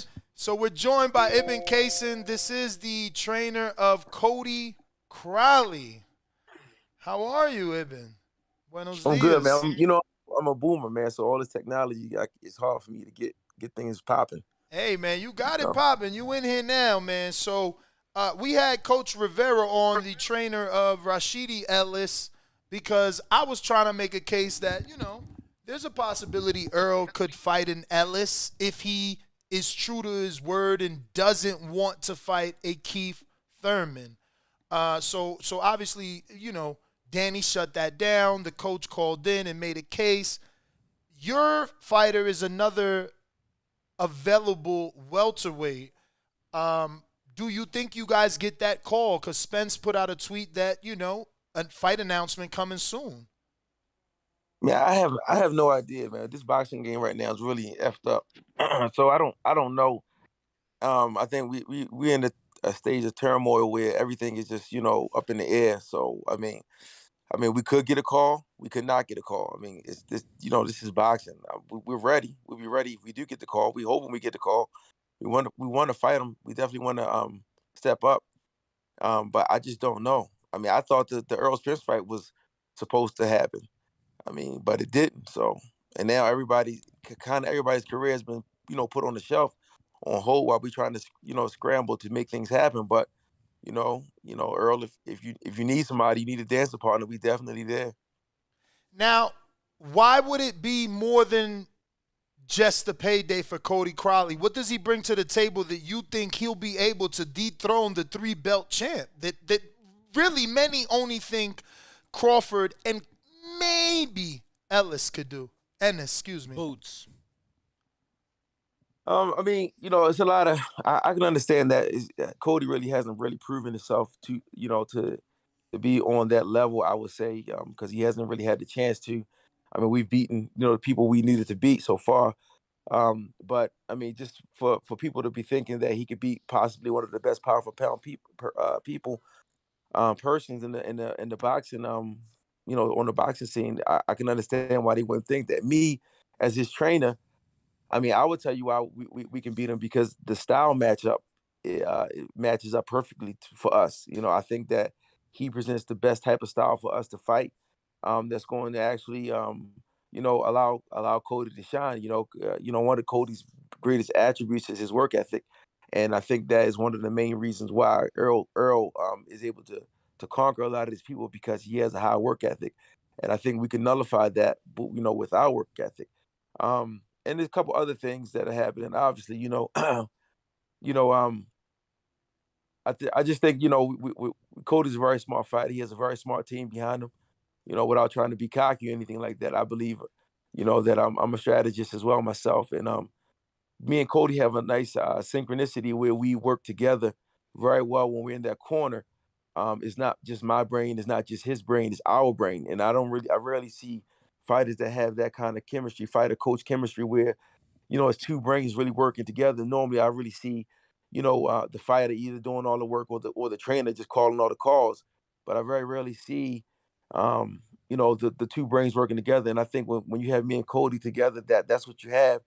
So I believe, along with the with the brain power and the work ethic, we have the tools to beat Earl. Coach, now his last 5 fights have gone the full distance, 12 rounders, 10 rounders. Is Cody capable of taking the punishment that Earl serves out for 12 rounds? He's a devastating body puncher. I mean, of course. I mean, like I can understand why everybody would say that, because sometimes you got to jump in the water and you see what you have, right? So obviously, what I'm gonna say, no, he can't take it. No, don't give us a fight. No, I mean, these are questions that what my answer is going to be. Obviously, you know what I mean. I just told you I think we could beat him. So I mean, I'm already calculating, all of those things. The body punches, the work ethic, the power that Earl has, the zeal that he has to win. The dog that he has. I'm calculating all of that stuff in there. I just think that he matches up with us. Cody wants someone to push him to that level to dig down. Cody naturally wants to fight. Like he don't want to be that thinking fighter. I make him that thinking fighter. So if it comes down to a fact where Cody can just go in there and do what he does and just fight, and somebody's going to just dog him out, and he's going to be able to dog himself, that's what he wants. We're not worried about all that stuff. Cody been in there with so many champions. Everybody knows Cody on the boxing scene. Just you guys just don't know him like that. But everybody, you can't name a champion pretty much that he hasn't really sparred and did his thing with and held his own. Out of respect to them, I'm not gonna say we beat him up, but there's never been a time when we got beat up. I just can't see it. So we ready for him. We just got to be putting in and see. I mean, God will tell the truth when it happens, if it happens. Now, Coach, Jerron Boots Ennis came out yesterday, maybe 17 hours ago, and posted same kind of message, cryptic message as Earl, that he has a fight announcement. Have you guys gotten a call for an Ennis? And is that a fight that you would take, or is it, the Earl fight because of the reward? The Earl fight with the reward. I mean, and this is a fight that we would take as well. It's just that it's gotta, again, and I don't want to sound cliches, but it's really got to make sense. The Earl fight is a tough fight. Both of those fights are tough, but Earl comes with a reward. So now you're not, if you go in there with Ennis, you're going to give a piece of your life away when you fight that guy. You know what I mean? Same thing with Earl, but at least you're getting that. You get that reward, you get that pay, you get that belt, you get that title, you get that like you beat Ennis. All you did was just, let's say we go in there, we fight Ennis, we beat Ennis, right? All everybody going to say is, oh, Ennis must not have never been anything because he let there's nobody Cody beat him.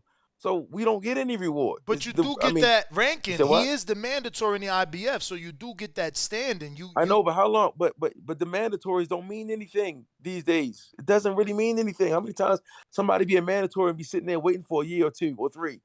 You understand? So now you fight Earl, you get the belt, you get the belts, you get the money, you get everything. He's proven, it's just it just makes more sense.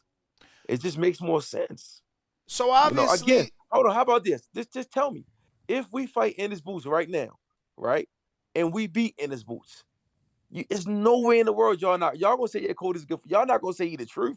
Y'all not gonna say he the best pound for pound. Y'all not gonna say none of that. Y'all just gonna say Ennis was not the man. He must not have been the man. He let Cody beat him. That's what's going to happen. You understand? So it really just don't really make any sense at this point. But he the one in position, Coach. He the one that he the one that the people want to see. Even like, and I'm talking about like just from a fan perspective, like the people you saying that's gonna be saying these things, them the same people that's saying Boots need to get his shot. Boots this, Boots that. Like Boots definitely needs to get a shot. He 100% needs to get a shot. So if you guys was to beat Boots, you don't think you guys get a shot? Well, if Boots ain't getting it, look, we beat the number 1 guy before, Cujatillo, when he was number 1. Yeah, Boots not with L. Yeah, though. but Cujatillo wasn't. But Coach, I'm just saying, this already happened to us. Nah,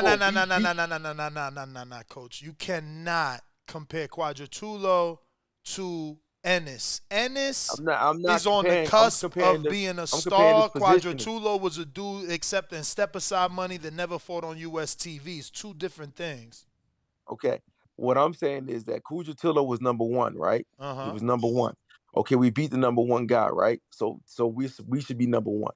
But obviously the way the rules work is we didn't go to number 1. We actually went back to the back of the line and went to number 14. And you know who was number 15? Cujatillo. So we beat the guy who was supposed to be fighting Errol Spence, who was supposed to be lined up to fight Errol Spence, had a shot. He was lined up. This was the definite. He was going to fight Errol Spence. He took us. We beat him, and the powers that be put us in the back of the line. So there is no guarantees that if we beat Ennis Boots that we're going to be number one. I don't want to hear that. So what do you do? So what do you do? So what do? You be patient and you wait your turn and you wait for the people that you put in position to guide your career, which in this case is PBC. We see what they're going to do for us and see what they offer. So you guys aren't showing up to the conventions and asking why that is the case? Yeah, we have people that you guys, are you talking about me? No, not me. But we have people that are in position to show up to those places and do all those things. All those things are being done. Just because you don't see me doing it or Cody being done, we have representatives that are doing all those things. We're pushing.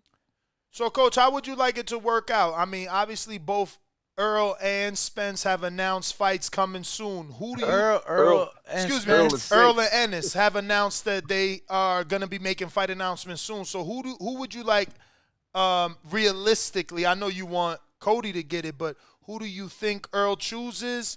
Which then who's left for Ennis to choose? Which means, I don't even think you guys didn't get the call for Rashidi Ellis because I just spoke to his trainer and he said, your name wasn't on the list.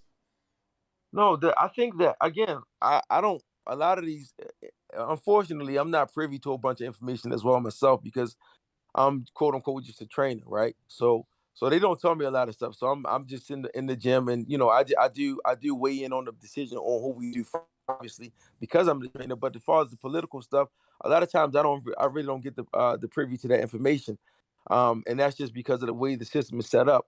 But I mean, I would think that Stan Jonas, rightfully so, should get the next shot against Errol. That's what I would think.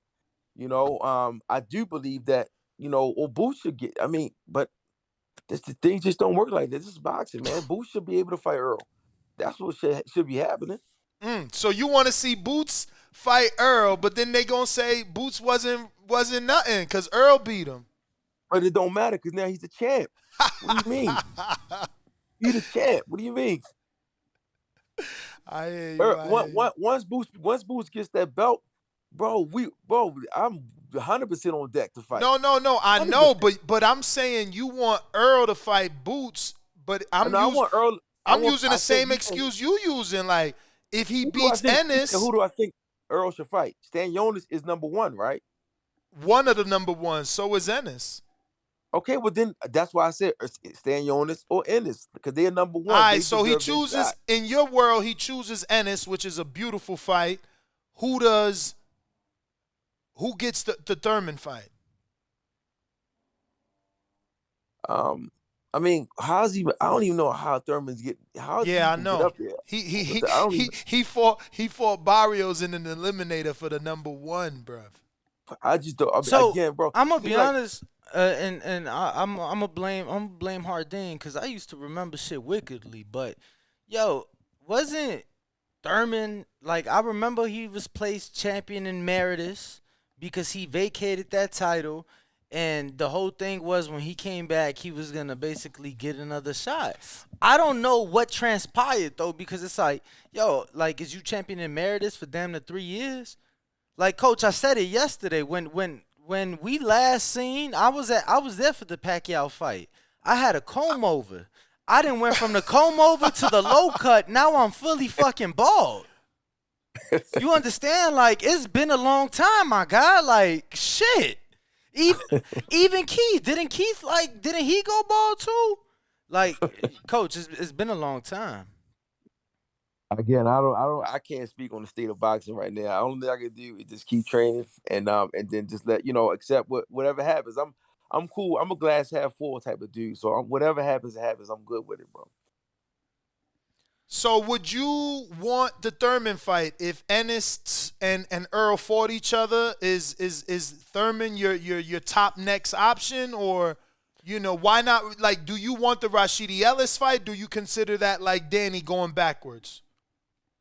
I feel like that's going back. I feel like he's in the same position as us, and I think it needs to be a new breed of people. I think it's ready time for the changing of the guard. The Errol Spence's and the Terrence Crawfords. I think they had their time. It's time for a new breed to come up, and I think that they need to let us get to the top, and then let us start our own program. You know what I mean? As far as fighting each other. But yeah, I'm trying to really go forward. You know, I think there's a lot of great fights out there to be made, and we're going to make them.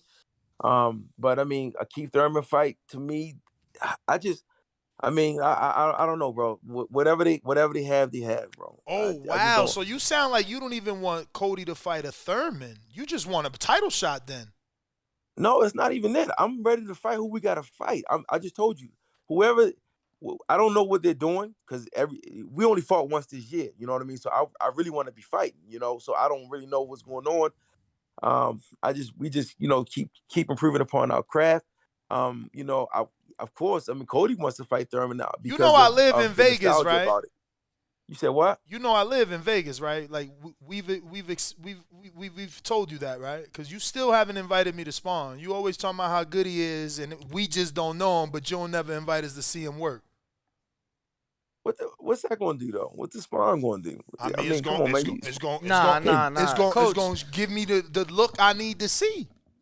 But you seen him fight in real life? I mean, fighting Josecito Lopez and sparring the top welterweights or fighters that you've been mentioning throughout our times that we've met you. And the quality of work that's being put into the gym is. But it's okay. I'm just putting it out there to the universe that whenever you invite, we will come with open arms.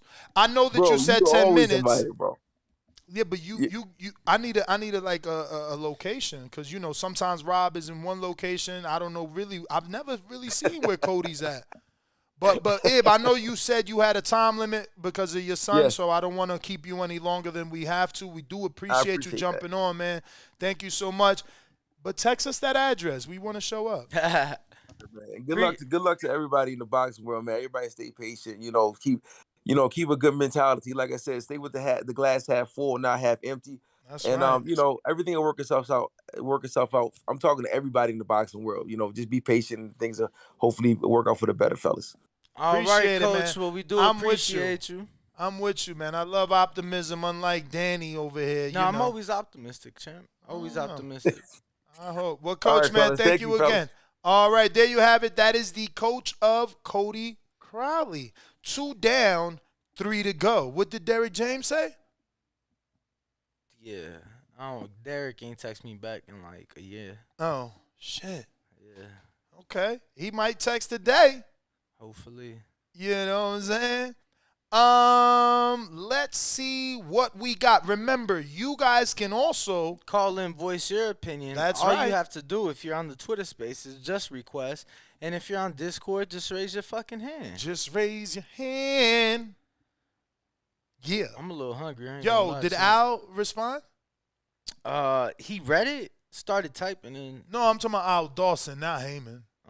Nah, we are going to get Al Dawson in the Wynn studio. Remember, we're live from the Wynn Casino every single day. Who we got scheduled Monday today? through Friday. We're at the Wynn doing our thing, bringing boxing as a sit-down program, right? So we're going to be having some big-name guests over at the Wynn. And you should stay tuned because we always go live twice a day. If there are any callers listening to our Twitter space that would like to voice their opinion, don't forget, just send a request and we will get you on the program and have you voicing your opinion right here live with the voice of the people. So, let's see. Where are we at on that poll, buddy? So, on the poll, and I do want to thank everybody tuned in on YouTube. Over 800, damn near 900 people watching. Smash that like button. Make sure you are subscribed. And on the poll, Nesta, over 500 votes in only half an hour. 53% of the people seem to believe Keith Thurman is next for Mr. Errol Spence Jr. 23% of the votes say, oh, shit, my bad. Oh, shit, my bad again. I'm good. I'm back. Fuck, my apologies. 23% of the people seem to believe Stenonius is next up for Earl. 17% of the people say it's Boots that'll get the title shot at the unified champ. And only 7% of the people seem to believe that it is the Texas native Virgil who gets the shot. Looks like we got a request to speak from Mirna. Talk to us. Mirna. Good morning, guys. From South Texas, we've gotten a lot of rain today. All right. What's going on? So how sure are we that this fight is going to happen? Is it like 100% official yet or no? Definitely not 100. Definitely not 100% official. It's Blue Blood reporting it. He says he's got the sources. So we're talking about it. And he did break the news on the last Big fight, big welterweight fight, which was the welter. Crawford and Avanesian news. So, if he was right once, he can be right again.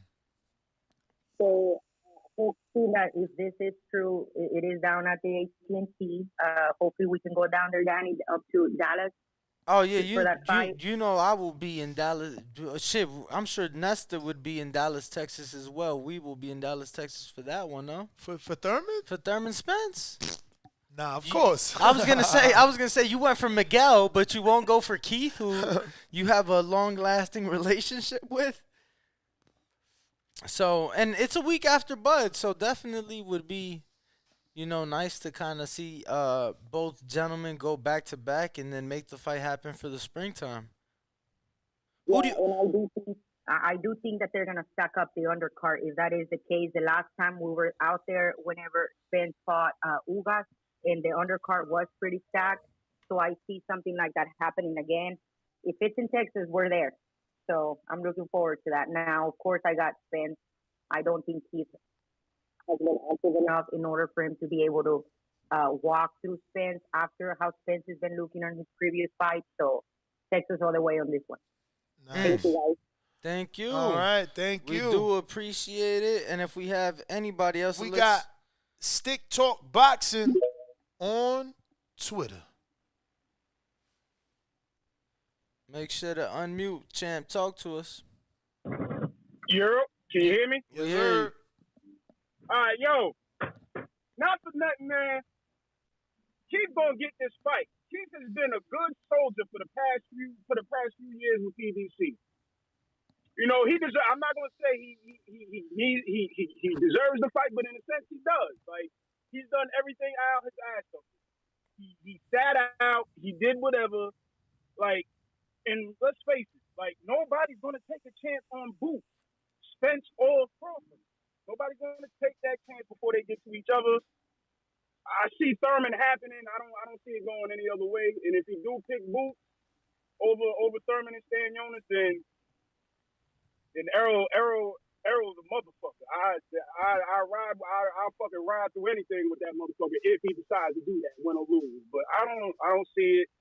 Keith Thurman been a good soldier. He, paid his dues, give him his farewell payday, and let him get up out the way before these titles get opened up for the young boys. I ain't got nothing else, man. All right, champ. All right. We appreciate you. Who else do we got? Let's see who we got on Discord. On Discord, no hands raised. So, on our poll, we got a super chat from the Axiom that says, this fight happens on December 17th. What changes of Prograis versus Cepeda as the co-main? What's the chances of? No. Zero. Totally what the different fuck? entity. What are you Even though Schaefer does work with Probellum, and that's why we seen PBC also bid on this fight. PBC did bid on this fight. Al could call Schaefer, even though this is a Marv Nation. But then again, PBC could use Marv to promote the whole event. Just saying, it's not far-fetched. They bid on that fight. And won that fight and have spent a lot of money promoting that fight. No. I'm saying PBC bid on this fight. Yeah, and they lost the bid. And I'm saying the so people I'm who just won saying the they bid, showed interest. They did show interest. I'm just saying, like, if you're Marv, right, you've already invested all this money into this card. Why would you? Because now this could be the co-main to a bigger card. So you're guaranteeing your money back. And you're rubbing elbows with a bigger entity. Maybe. I mean. Because you got to think about it, bro. Like, yo, Earl's going to – bro, Keith and Earl doing 500 minimum. Keith been doing Earl's been doing like 3-something with different people. Come on, bro. 275 with Porter. With Keith? Come on, bro. Porter's like, He a church guy. He loves. Yeah, you know, I think, he don't talk the way that Keith talk. Yeah, I don't know, champ. Yeah, man. If you're watching this on YouTube, don't forget to smash that thumbs up button. It's going to help with the visibility of the show. It's going to help put this episode in front of the eyes of other boxing fans that may be wanting to call in and voice their opinion, like we got on Twitter, Mossberg TV. What up? You just adding people. No, he requested, bro. Fall back. He pop up over here. Because you secondary over there. Mossberg, you got to unmute. Okay, can you hear me? Perfect. Okay, so I'm Jay Mossberg from Minnesota, and I'm listening to the chat. I'm happy you guys are doing this because I heard it last week while I was at work and I was dying. I had to jump in today. Appreciate you, champ. I obviously see the headline about Thurman and Errol Spence. Is this just the bidding or is this official? Nah, this is reported by Blue Blood Sports TV yesterday. His sources indicated that this fight is happening December 17th. There's also a conflicting report from Fred who says Earl's moving up to 54. Okay, all right. So that is conflicting. There's two things that I want to say.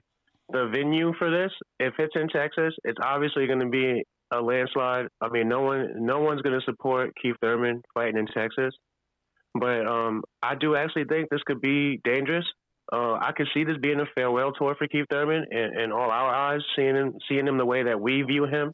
I don't know how Keith Thurman views himself or if he sees this as a potential opportunity to reinvigorate his career.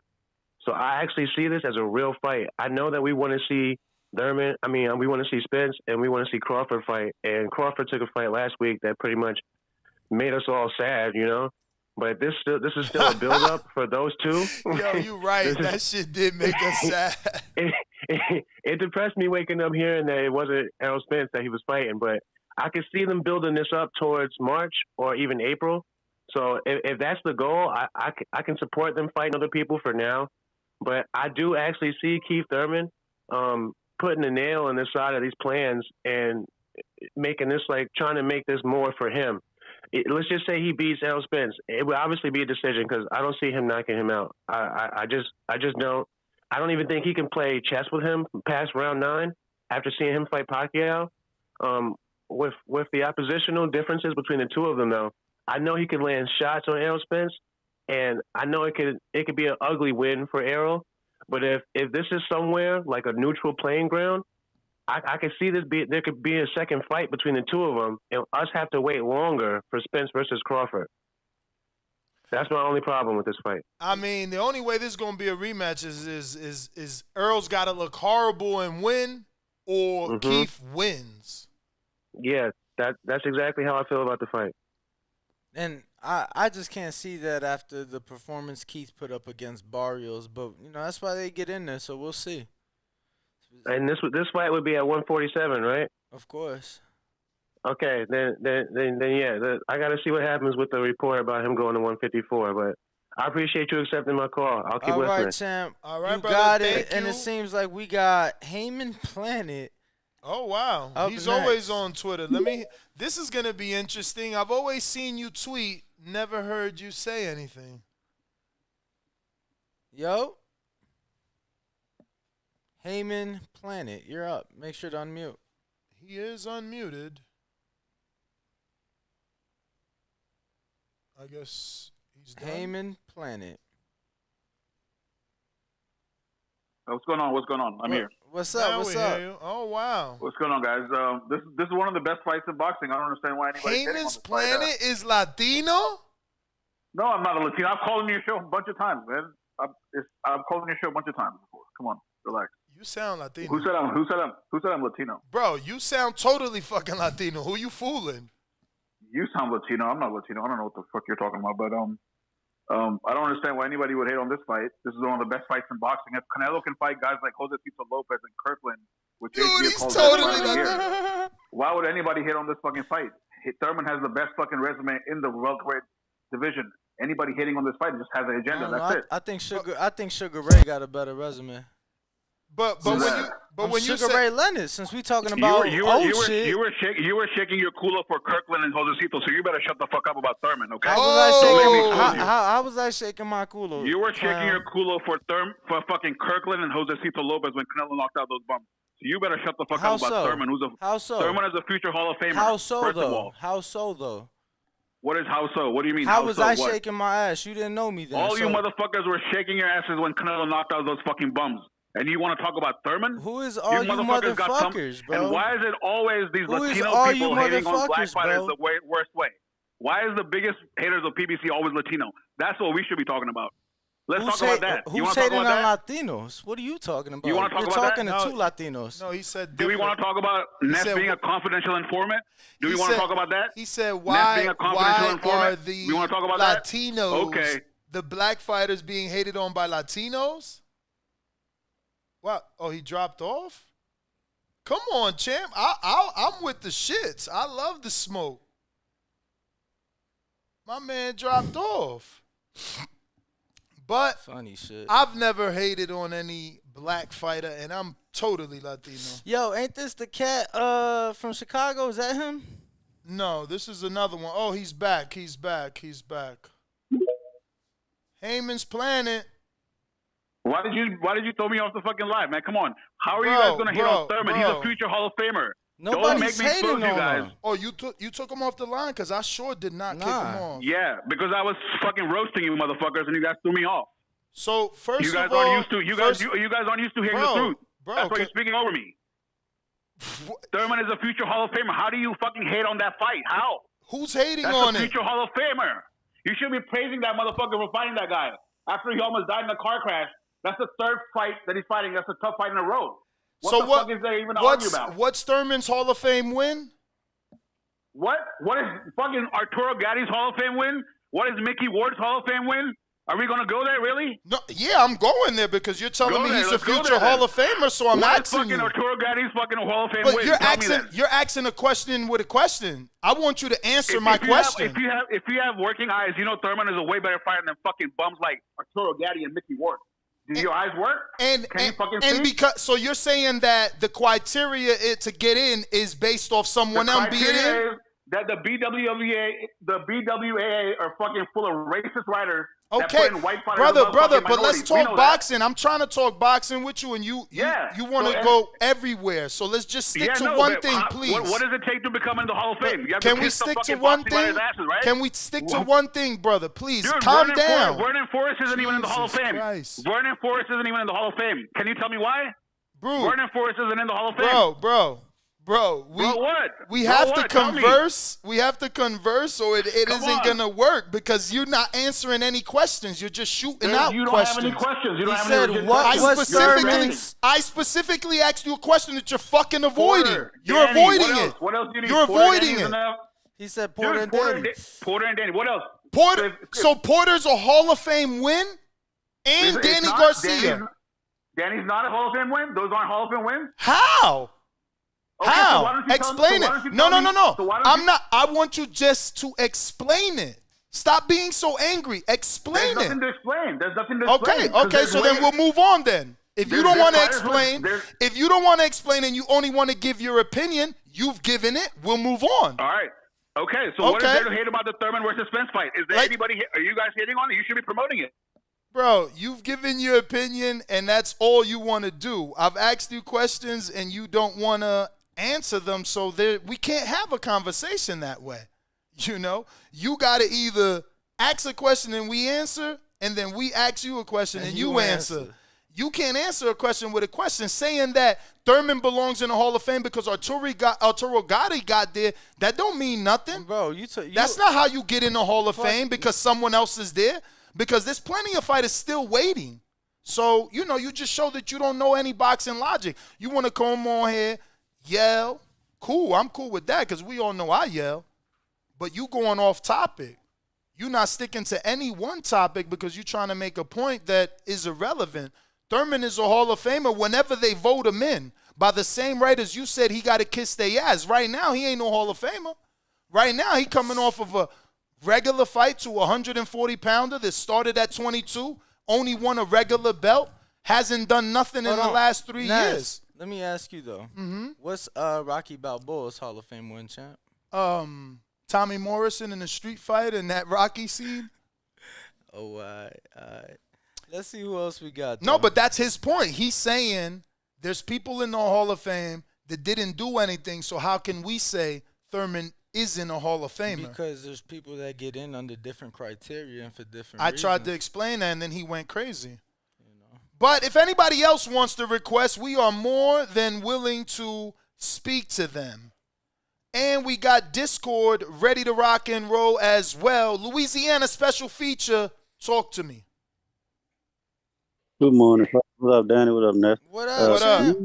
To me, Thurman is really the only way to go because then, being that it's so close to the Crawford fight, he can then call Crawford out. You keep taking these soft touches. I done fought these fighters in a row, or whatever, and it's also going to be. It's probably also going to sell better than Crawford's fight because it's probably going to be a more competitive fight than Crawford's fight. But after these two fights, no more marinating, no more seasoning. We got to throw the Spence Crawford fight on the grill and let it cook. They need to get in the ring and swing like they always say about Baltimore. But that's my call. All right. Appreciate you, champ. And it looks like you might have another one over there, huh, Ness? Yeah, hopefully Bozy got some time. He did respond. So if all goes well, we'll probably get the trainer of Jaron Ennis on the show. If you're watching this on YouTube, don't forget to go ahead and share the show. Hit that like button and subscribe and help us get to our next goal of 1 million. Looks like we got Kev East on Twitter Spaces. If you want to speak on Twitter, we're taking callers. You just have to request to speak. Kev, what up? Yo, what up, Ness? What up, Danny? What up, champ? What's going on? I think the best fight or the most fight that makes sense for Errol Spence, I think it'll be Keith Thurman because Keith Thurman to come in, he gonna still fight. We already know that. And then if Earl loses, the belt still stay between PBC, so they can make it a trilogy or whatever. But another thing, if you want to take the easy route, it's fight standing on this, that kind of makes sense too. But that's my call. You guys be smooth. Yo, it's crazy when you think about it. Thurman is really the only guy that's really with Al. So, yeah, Boots is with Showtime, and obviously they have favors as they have a working relationship with Al. But even Stenonius, he ain't. I heard Al got a piece, but he really with Probellum and Shelly Finkel. Mm-hmm. We got anybody on Discord, champ?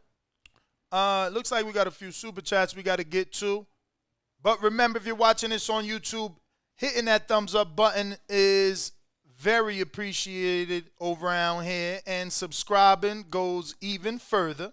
Looks like we last stopped off on the action. We've got Eric Luna that says, damn, Thurman fanboy right there. Laugh out loud. Oh, yeah. NFT Update says, new subscriber because of how you handled this. Ha! Legendary. Well, shout out to you, fams. We appreciate it. Jay Miller. $5 super chat from Jay Miller. He says, appreciate you guys putting in the work. Baby, it's not work when it's your passion. Let me tell you that. Once again, if you haven't already smashed that thumbs up button, go ahead and do so. We got Nike Hendricks on Twitter. Make sure to unmute. Talk to us, champ.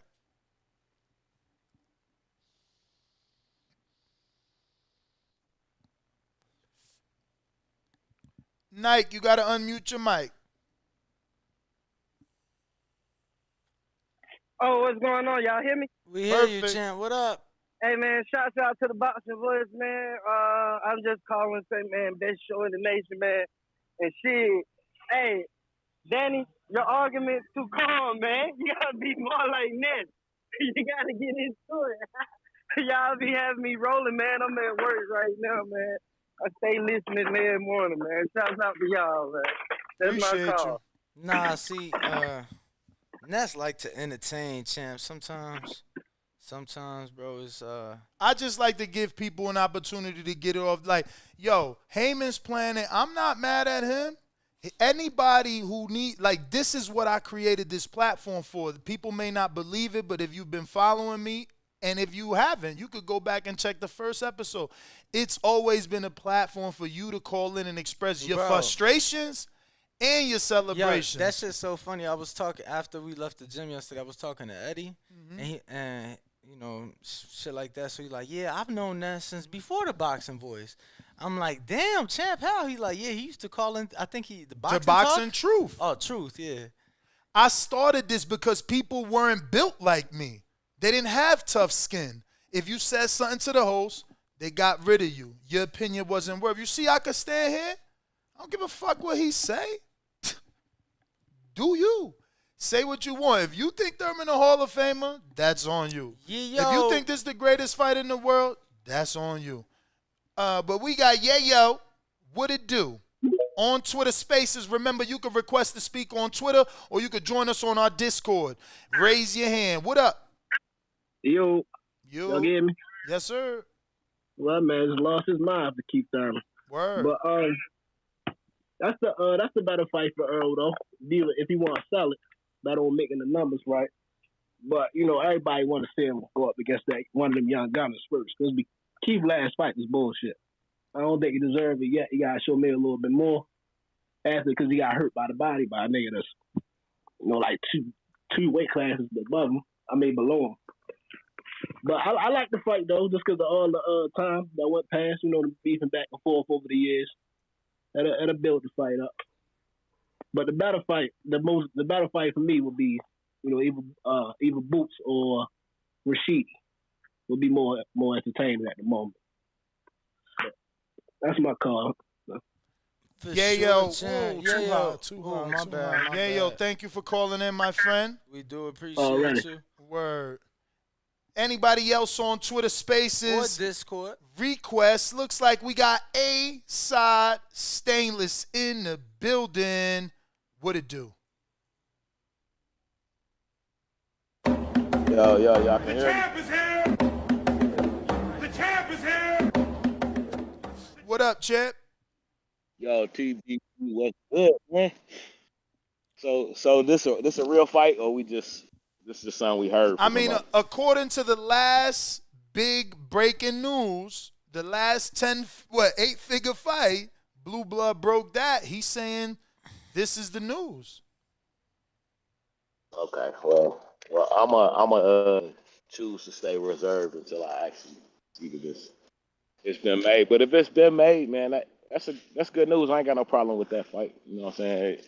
Errol would have to eat his words a little bit about how he never fight Thurman, but he had to do that in the Danny situation too. And it's a good fight, so I'm not about to sit here and shit on it.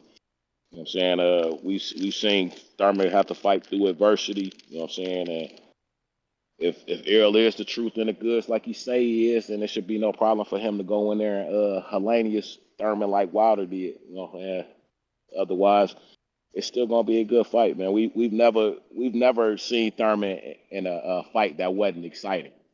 You know what I'm saying? Like Porter and like Donaire. Like there's not a fight that we haven't seen from them where even if they lose, we wasn't like, man, that was a good fight. So if Errol and Keith are fighting, then that's good news for boxing. At least we got a fight. You know what I'm saying? If we are mad about Avanesian and Bud, then at least he didn't take a step back fight. You know what I'm saying? So I'm good with it, man. I don't understand how people want to get upset about boxing when half the time we don't get boxing anyway. We don't get the fights that we want anyway, and then you get a fight and you're mad about it. It's a good fight, man. You know what I'm saying? That's when you done with this show, give me a call though, because you know what I'm saying, I need to talk to you with the trip, like for WBC convention. For sure, champ. I got you. We'll give you a call, champ. But as I always say, please make sure you push the thumbs up, share this and every episode of the Box Voice podcast. This TBV for life. And if you ain't on Patreon, that's because you're stupid. Shout out to El Camino. Peace. Hey, looks like we got another request on Twitter, but we got a bunch of hands raised on Discord. Up next is Coach JT. What up?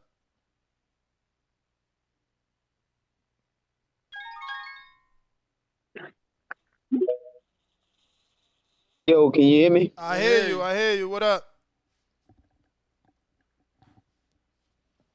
We hear you, champ. Yo, can y'all hear me?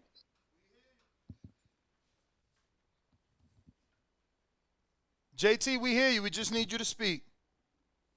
Yeah, man, it sound clear. What's up, everybody? What up, Danny? What up, Ness? Yeah, man. Yeah, I just don't understand what's the argument about. That's when it get weird to me about these fights because these fights not happening. But then you got an Errol versus Keith Thurman. I've been feeling like Errol should have fought Keith Thurman. I guess now he go fight Keith Thurman because that's like the last piece of the puzzle over there at PBC for the welterweights that Errol did not fight. So I was still finding it kind of questioning why he never wanted to fight Thurman. But I do got Errol beating Thurman. I think it's gonna be an exciting fight. I'm willing to see how, how much power play in this fight for Keith Thurman. Yes, Keith Thurman gonna be hitting Errol, but I think Errol gonna stop him down to the body. Well, probably gonna stop him, but hurt him to the body then stop him. You know, Keith Thurman haven't been looking durable to that body. But Keith Thurman is a action-packed fighter until he go out. He gonna go out on his shell. You know, all these people that have been saying he been ducking Thurman, Intrigue, all these other people. Now we got the fight happening, and this is the last welterweight out there. So at the end of the day, he fights this guy, get him out the way. This fight is more popular than Ennis. Whoever just said boost Ennis in the equation. No disrespect to Ennis, he still gotta do some more proving. But I'm excited about this fight, even though the Bud fight would have been more entertaining. But I think he get Bud next. If he get Bud next, you know, we still don't know what Bud gonna do after his fight. You know, he might move up. We just don't know yet. But I'm waiting. I'm looking forward to this fight, man. I think this more fight. I think this more exciting than the other fight Bud got going on. But you never know. So that's all I got right now, though. All right, so we're gonna go ahead and get on Fred from Barbershop Conversations, who has been reporting conflicting news from Blue Blood. Yesterday, Blue Blood was live, and you know, he was talking about this, and I jumped on the live, and I'm like, yo, you know, Fred is saying the opposite. Fred is saying that he sarcastically got a call from Al, and he was told that Earl is moving to 54. So Fred is actually getting a massage. So he was, you know, we were lucky enough to still have him jump on and talk to us. Fred, what up? Hey, what's up, Ness? How you feeling, man? What's up, y'all? What's up, Muhammad Ali? How you feeling, What up, man? champ? How you? No, man, I'm at Stretch Life. I just want to give them a shout out, man.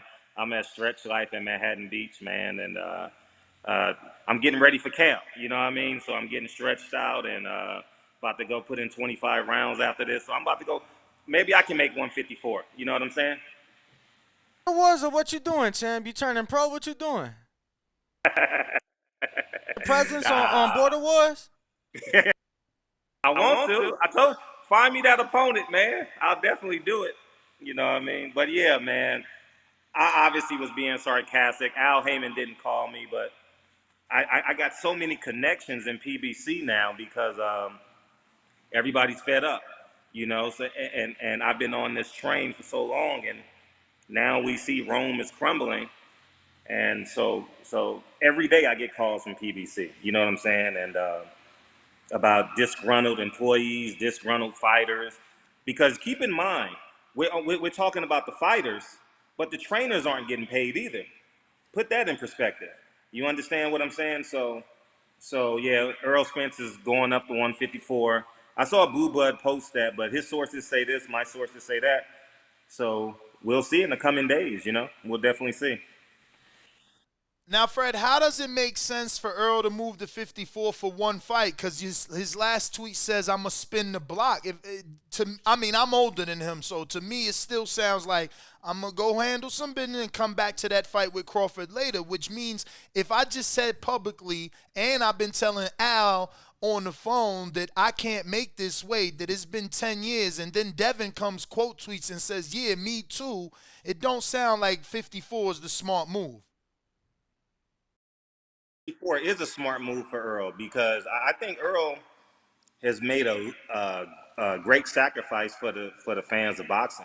You know, he's been at 54 for a decade. He said similar to a guy like Devin Haney, and he obviously wanted the Terrence Crawford fight, but the business of boxing got in the way, and now he really got to protect himself. And I believe that will. I genuinely believe the Terrence Crawford fight will happen because they'll be more savvy.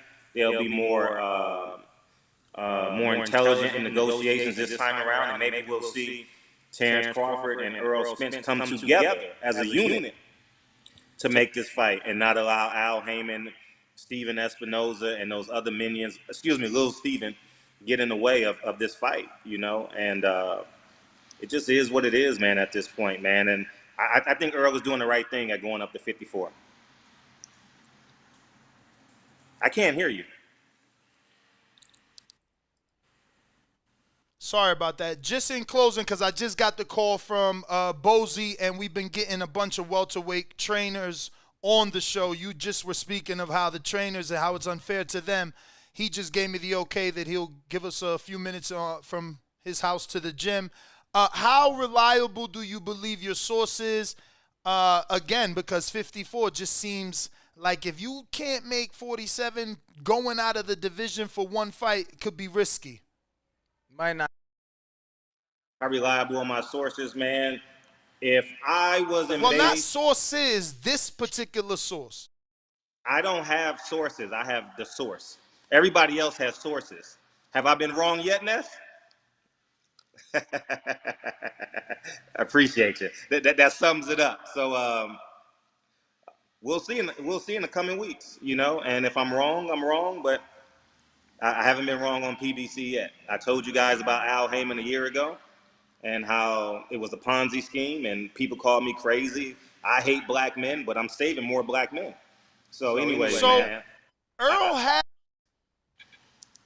Earl has jumped on your show once or twice before. Any texts? Has he called you since this? Because you did, you're saying something on his behalf, kind of. No, I'm not speaking on his behalf. I haven't spoken to Earl in about 2 years.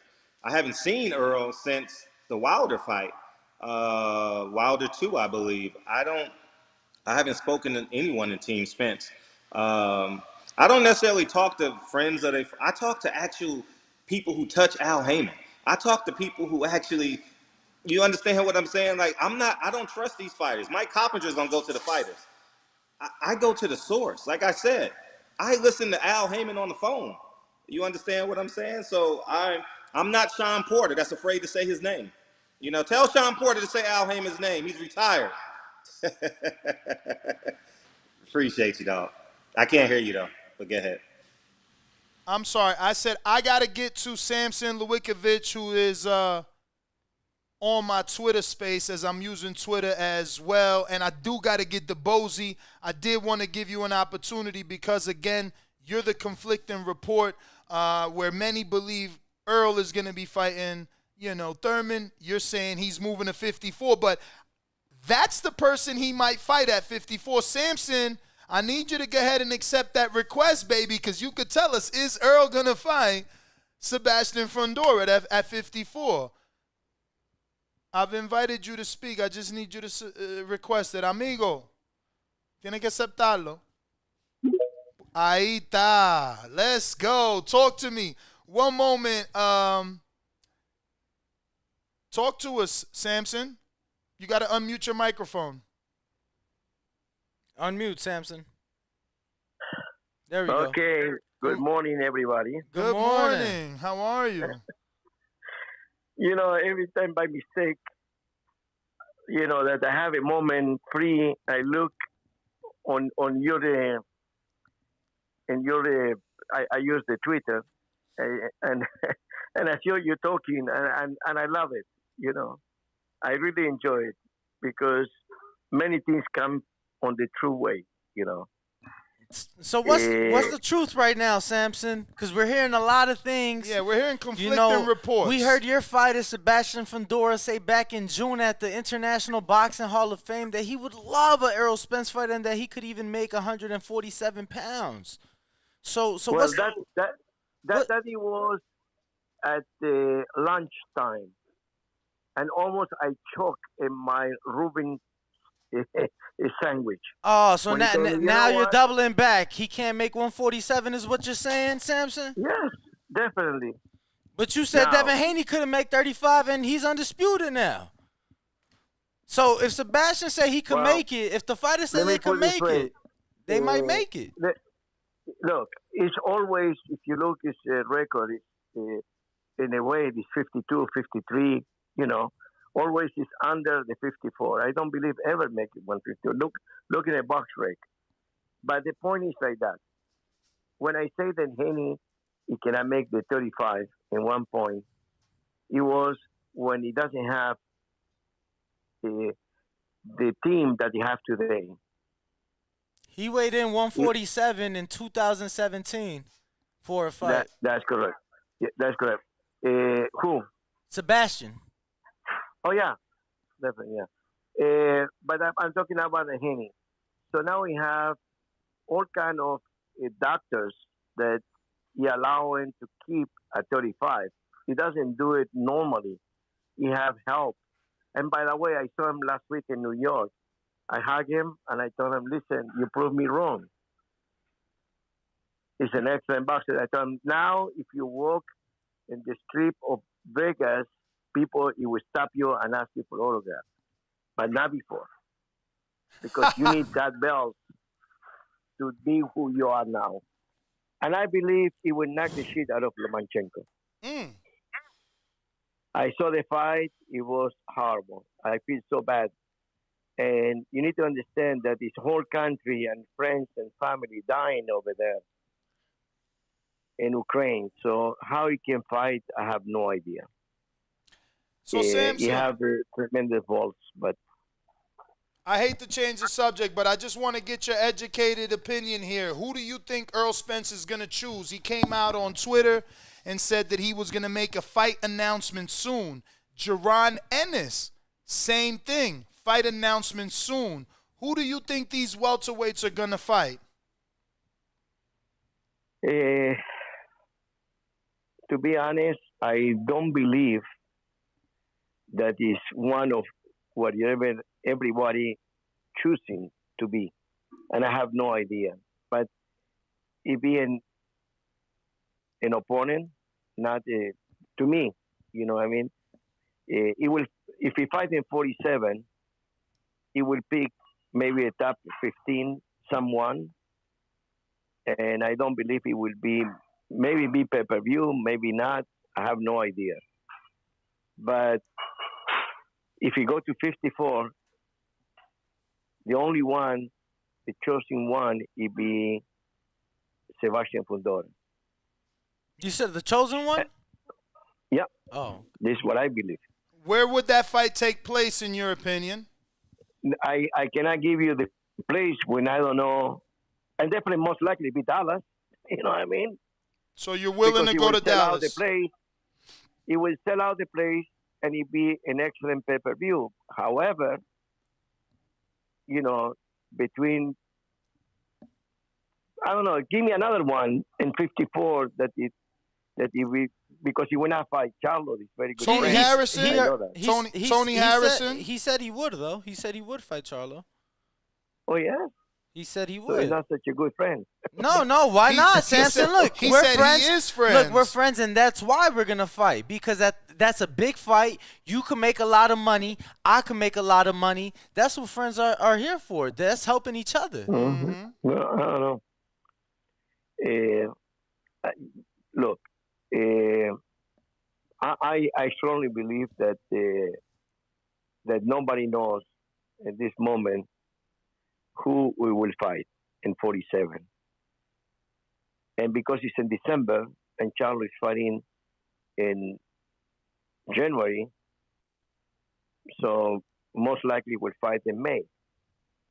And he have a few days in May with PBC. So, but I have the most respect for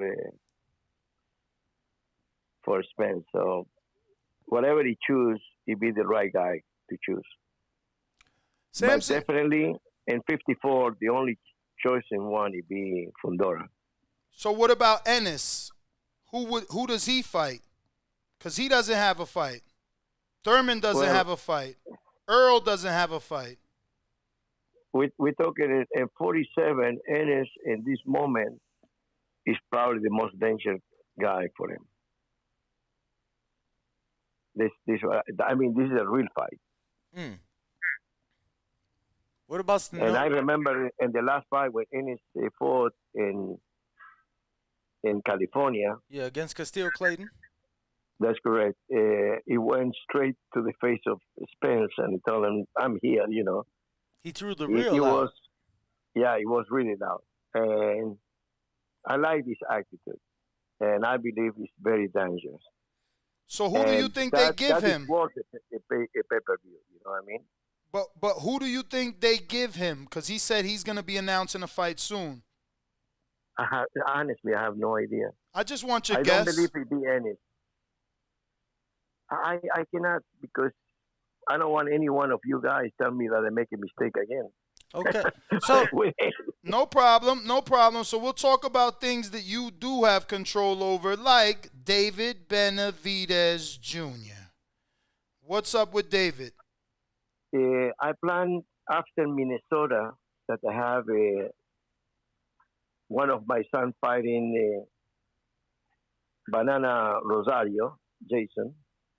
He will fight in Minnesota. Versus Brian Mendoza. That's correct. After that fight, I go to Mexico. We'll see you there. I'll be there. We'll see you there. Oh, so then you will find out. I will make a big announcement on that day. Is the big announcement the fight that everybody wants to see? Because you say that the only fight at 54 is Fundora. Well, the only fight at 68 the world wants to see is Benavidez Plant. And you know that you said big announcement. That's a big announcement. Plant's too dangerous after that knockout. Well, put it this way. I will not say yes or no because it's three guys that it could happen. So after Minnesota, I will. So it will be the final decision. Plant is one of those guys. So you saying? Wait a minute. No, definitely. The plan is one of these guys. Plan. Who are the other two? But are you saying that you're considering David Morrell? It can be Charlo. Oh. It can be Morrell and Bobo too. If we make a decision, you know. Okay. So wait, you said Boo Boo too? You said Boo Boo? Yeah. So wait. So you're saying that you are willing to deal with Boo Boo, or you got clearance that Al is okay to deal with Boo Boo? I can say that any one of these four, it could be. Okay. And if you be there, you will see, and a special request too. It be on top of that, it be a request. Yeah, I land Sunday, so I will be there, my friend. Well, this most likely be on Wednesday, the championship. So you need to be there. We'll be there Wednesday as well. And let me tell you something. I wish some of you, of the press, is allowed to record what's going on live. Oh, I plan to go live. I think Mauricio likes me. Now, the point is that sometimes when he's in Mexico, most likely everybody will speak Spanish. We speak Spanish. That's the beautiful. That's the beautiful thing. I know all of you by language, but I say your people who listen to you, you are the favor for this. Yeah, we'll translate. We'll translate immediately. Now, let me put it this way: on the WBC is the only sanction body that they give you an earphone that you can that is a translation in English. Mm-hmm. So you can add that to your phone or camera. To the broadcast. Live. Yes, so you can broadcast through this immediately. What I'm saying, and it's very good translator. Samson, let me ask you this: will the big announcement, will that fight be David Benavidez' first pay-per-view event? Whoever Correct. it is, So you're saying, Correct. okay, so we know it's not Boo Boo then. Look, it's supposed to be Uzcategui. And somebody come up with the scoop, you know. And it was so bad for, you have a backflash of people say that doesn't deserve it. And I feel very bad because in that moment, actually it was a signed contract. It was a done deal. It's true. So, but now it's gonna be, obviously you're saying you guys will be asking for a special exception next week. So I'm assuming it's gonna be big enough to have a title on the line. I think we lost him. He might have got a call. Damn, I think Samson dropped off. Jeez. It says he's still there. Nope. Now he dropped off. And Bozy, did you hit him up? I did not. Yeah. But in the meantime, in between time, over 800 people watching. Make sure to smash that like button. Make sure you are subscribed, as we do appreciate all the support. And we do appreciate everybody tuned in on Twitter Spaces as well, as we have recently just started last week transmitting to Twitter Spaces simultaneously. So thank you to everybody over there. We will get to some more callers on Twitter Spaces. We got a request from the Ghost. The Ghost. Make sure to unmute. Talk to us. Hello. Hello. Yep. So I wanted to say I want Keith Thurman versus Errol Spence because that shit is easy money on fight not to go the distance. Because I'm still not convinced. Because Errol's definitely going to stop him 100%, and if he doesn't, Keith's got enough power to stop Errol. Because I'm still not convinced in Errol's chin since the accident, which is kind of sad. But because when he got hit by Ugas and his mouth guard fell out, yeah, his face looked like he didn't know where he was. Like he forgot he's in a fight or something. And this happened twice now since the accident. So I don't know if this is a coincidence or anything. But if Errol Spence's chin, he hasn't really been tested since the accident. But everything else looks fine and normal. But yeah, so I think 100% the fight isn't going to go the distance. And 99% Spence will probably stop him. But you never know because Spence's chin is kind of, I don't know anymore. All right, brother. Well, thank you for calling in. Coach Greg Hackett, if you're there, please send me a request. Coach Greg Hackett is out of that Philadelphia area, knows boots and is very well. We've also sent Bozy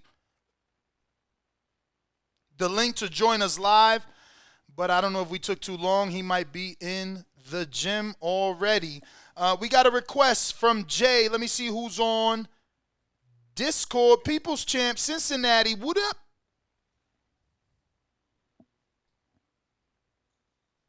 What up, Brandon? Brandon.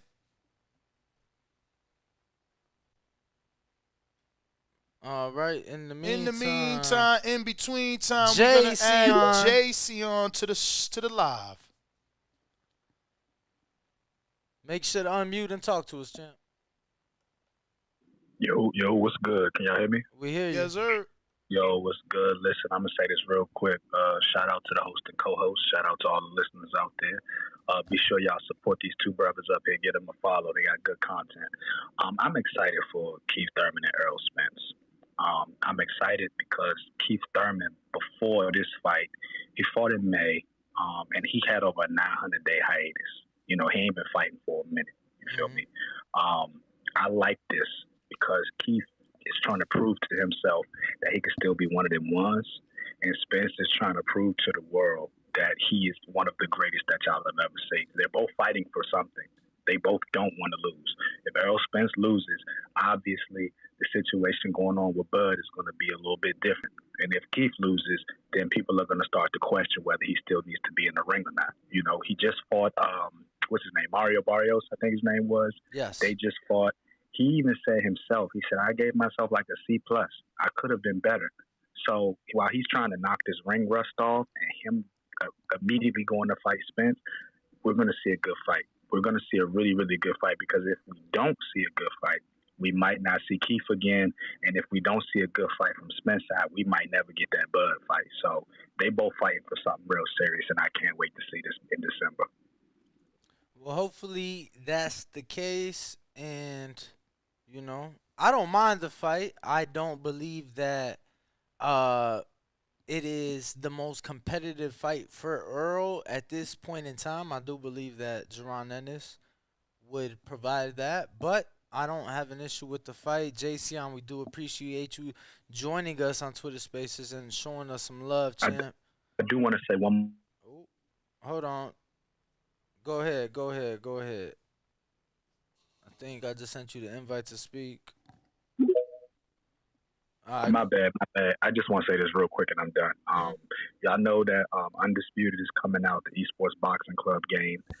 With the fights that we're getting this year, we've got some pretty good fights. I think that this Keith and Errol Spence fight is going to have some good implications, because one of two things is going to happen.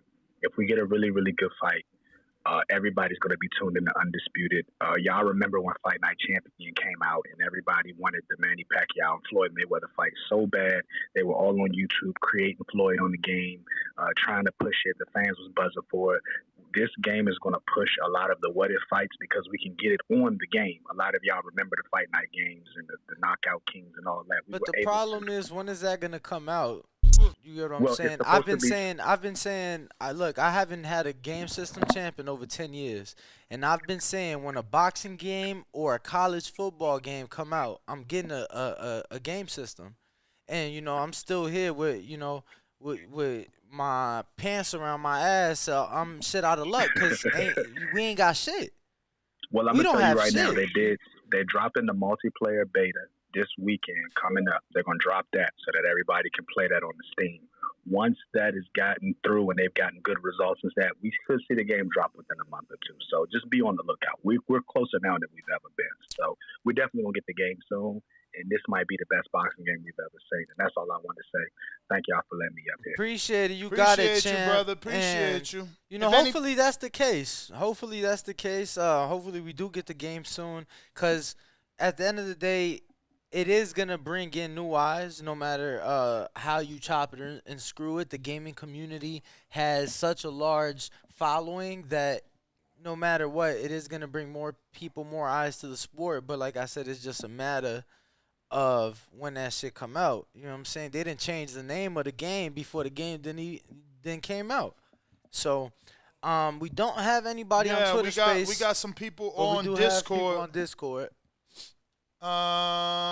We got TBB People's Champ trying again. Brandon in Cincinnati, talk to us.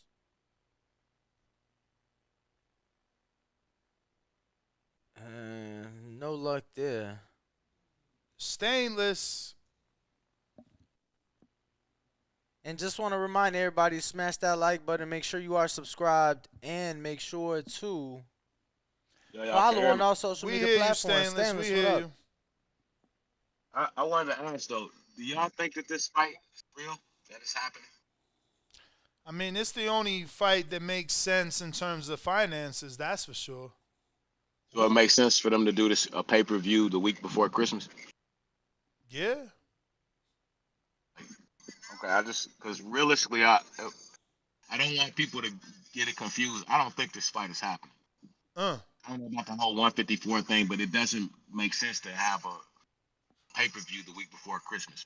Personally speaking, if it is, I won't be paying for it. That's 2 days before my son's birthday, a week before Christmas. It doesn't seem like the most cost-effective thing to do, especially when you're getting good fights down there for free.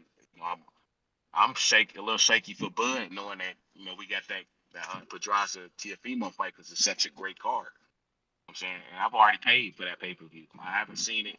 We were talking about it in the back bar. I didn't see it. It's supposed to be at the CHI Health Center. There's nothing listed for that date yet. You know what I'm saying? So I don't know how real everything is, but I like to deal with realistic shit. And like I said, I did that. I fell into the little fantasy, got drunk with everybody else thinking that Bud Spence fight was gonna happen, and it didn't. I got kicked back into reality until I see some shit on paper, I see some shit announced, or I see that bell ring. I don't believe it. So, Champ. I'm saying, yeah. I'm not like disagreeing with you. This is genuine, but like, is there a huge difference, at least to you, in 1 week before Christmas and 3 weeks before Christmas? Yes and no. I mean, the only reason that I'm more willing to consider the Bud pay-per-view is because of the price point of $40. You know what I'm saying? Well, no, I $40 wasn't ain't even gonna talking kill me. about Bud. I'm not $75. Or, I'm just or saying. just no. I more than likely wouldn't. You talking Thanksgiving? Like I said, for me, my son's birthday. A lot of people have birthdays in December as well. I mean, it is another month where people are born. And Christmas, more than likely, I wouldn't. I mean, I'd say maybe a 60% chance that Try and it may talk have straight been into the like, mic, Stainless, because you going in and out. You sounding muffled. hold on, let me I'm on Bluetooth. Let me get that on. Oh, Yo, you can hear me? Yeah. You can hear me? I don't know. I think there may have been one pay-per-view that I paid for, but it was in the first week of December. So maybe. Yeah, that's Just Tay. Yeah, pay-per-view. and that's the reason I'm at it, because that was 3 weeks, before Christmas, right? Yeah.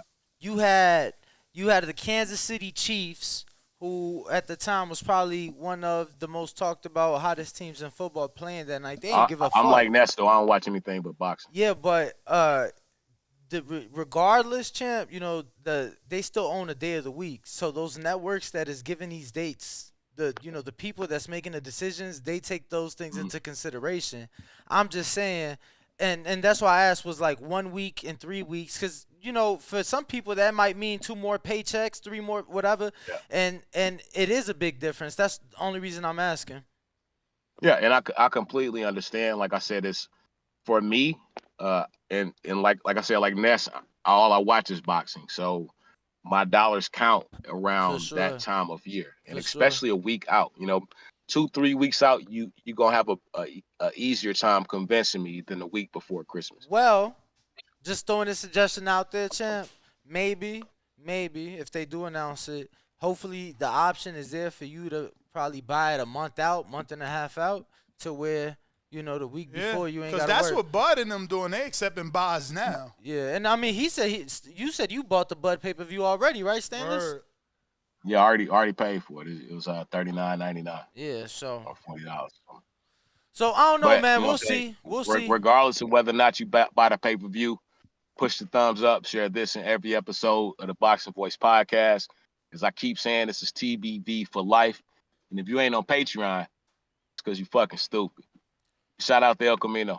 All right. Nobody on Twitter, but we Shout have out to plenty of people on Discord. And I just want to remind everybody on Twitter, if you could just take the time out to retweet the space so that more Samson Lewikoviches and even TGB Promotions was listening in. Maybe we'll get Errol Spence himself, but we need you, the listener, to actually retweet that we're live on this space. Quote tweet and say that it's fucking lit. I'm going out to, once again, Brandon with the shitty mic. Now, I ain't gonna lie to you, champ. If it don't work now, we ain't trying no more. Danny's so rude. I'm just saying, 3 times. 3 times a charm, Brandon. Like, we could try to go to you, champ, but we cannot, provide your internet. He's not there again.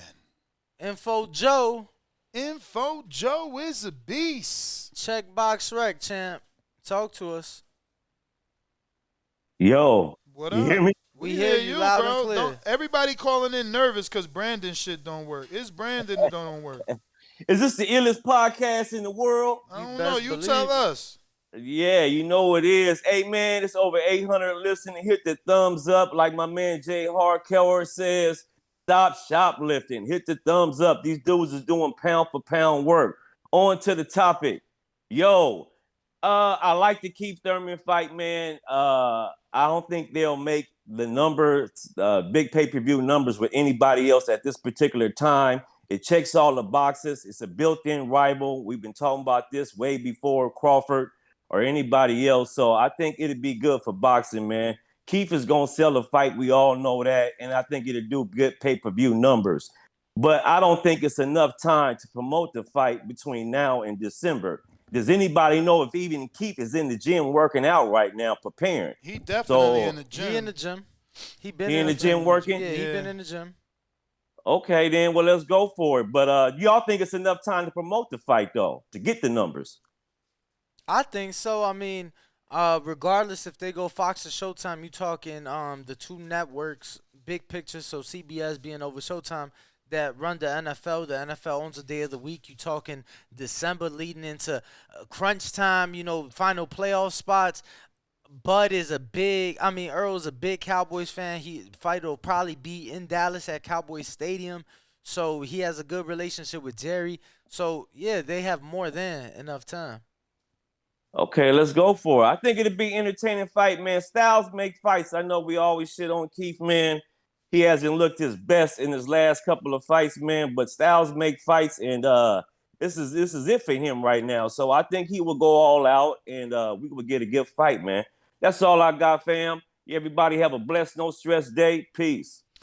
All right, let me get to some of these super chats here. It looks like we got someone that's got something on their chest. We last stopped off on NFT, right? And Jay Miller. Then we got Napoleon Armstrong. The movie Rocky did more for the sport than many boxers and are cult classics. Should Cosell be in the Hall of Fame without throwing a punch?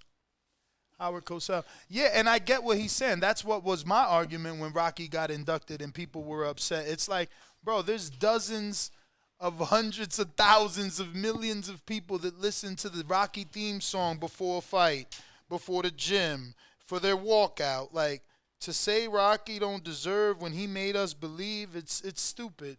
But, again, that's just my opinion. $5 super chat from Napoleon Armstrong. And the thing with the Boxing Hall of Fame, again, people need to understand there's different categories you could go under, right? So I wouldn't mind if Howard Cosell went in as a pioneer because he was that for what he did to the sport of boxing. You get what I'm saying? Like, the relationship that him and Ali had throughout the years was a movement. Like, they really changed things within the sport. So, yeah, I wouldn't have gave a fuck if they let him in as a pioneer or as an old-timer. You know what I'm saying? Like, I wouldn't have cared. Yeah. Told y'all, $5 super chat says, Bud fans, keep your excuses. Bud making money while Earl fighting the best. Bud fighting the rest. David Kardashian on BLM app. Told y'all. Actually, and I misspoke. You know what? He probably should go in as an observer because observers include media and journalists, publishers, writers, historians, photographers, artists, and such. So, yes, if Teddy Atlas is in the fucking Hall of Fame, you best fucking believe Howard Cosell belongs in there. Told y'all Earl versus Third Man is big fight. Bud versus David Amnesia. So you do the math. Laugh out loud. Bud fans should fight for reparations. They good at fighting for something. Lord have mercy. Who is this guy? And on Discord, Ness, I know we have a lot of people with their hands up. Who we got? I still got Told y'all with another $5 super chat. Earl versus Third Man is big fight. Bud, so he's literally sent the same super chat back to back. Shout out, champ. Shout out. Told y'all with another one says, dude will pay $40 for a soaring and not for a big fight. These Bud fans will die for Bud and lie for Bud. Laugh out loud. It costs $75 to fill someone's gas tank. That is true. That is true. That is true. About 75 right now. It looks like we got Coach JT ready for a counterpunch. Talk to us. Coach. Damn, Danny, give me a chance to talk, man. You impatient, bro. I'm patient, dude, today. How am I impatient? Because I introduced you to the call. Nah, Ness said it first already. Then you got to repeat him like you his twin. I got a twin though. Nah, I'm just fucking with you. Nah, but look, it's funny how Fred came back on right after my call talking about Errol moving up. Fred sounded a little bitter in his. Can y'all hear me? We hear you. Oh, y'all sound muffled, but as long as y'all can hear me. Um, Fred sounded a little bitter in his little when he was talking on here with Sean Porter, the Kenny Porters, and all them people. L. Hammond. Yo, can y'all hear me, man? Y'all sound bad. Bro, we not We even not even saying shit. talking. We What not are you even talking? talking. We hear you perfect. Just talk. We're not saying anything. We literally muted Okay, ourselves so y'all you could just talk. y'all sound muffled through my speaker. But So we're not that's all I'm talking. saying. Yeah, we're But muted. if Errol move up and fight at 154, that's man. You know what? That's still good news to me. The man tried to make the fight. Not the end of the world. I think he catch Bud at 54. We still gonna make that fight. Might still be an exciting fight. So I mean, at the end of the day, if Errol move up, he been at 47 for a decade. So they got some exciting fights at 54, and he could go for undisputed. Let Jamel Charlo move out the way. That's my counterpoint. All right. Looks like we got Q in North. Q in North. What up?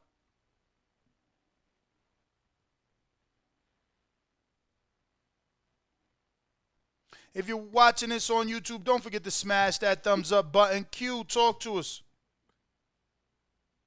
Yo, I gotta start calling in before Info Joe because he always say what I'm about to say. But I was about to say when he said styles make fights. Well, first of all, y'all had me your title for the show be having me gas because I look over, I see it, and then when I tune in, it's like, oh, it's not official. That shit be having me gas.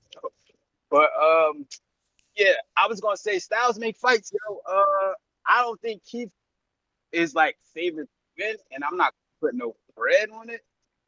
But I think it'd be an interesting fight because I'm trying to see when Earl fought somebody that like got wheels like Keith got. And it's like, you know what I mean? Like that fighter that's gonna actually fire at him too. Like, so I think it's gonna be an interesting fight. I wanted this fight a long time. So even if Keith ain't who he was when I first started wanting to fight, I still want to fight. I want to see what Earl do against somebody that could really move and fire back at him like that. I think that'd give us like a good little, just more information for if he do fight Crawford on how he handled, when somebody could move and box and fire big hard shots at him. But yeah, that's it. That's all I got. All right, brother. Thank you for joining us. I think we have Greg Hackett on or has been on. So if you can find him. I was looking for him like when he sent the message, so I didn't see him then. I'm looking now. If you're on Twitter Spaces and you want to speak, go ahead and request. But I see my man Beats Boxing and Mayhem, man. You've been doing this for a minute. Let me know if you want to jump on. We're going back to Discord. Looks like we got Davidian. What up in Buffalo? Yo. Davidian. What's good, BBB? What's up? What's up? It's good, Danny. That's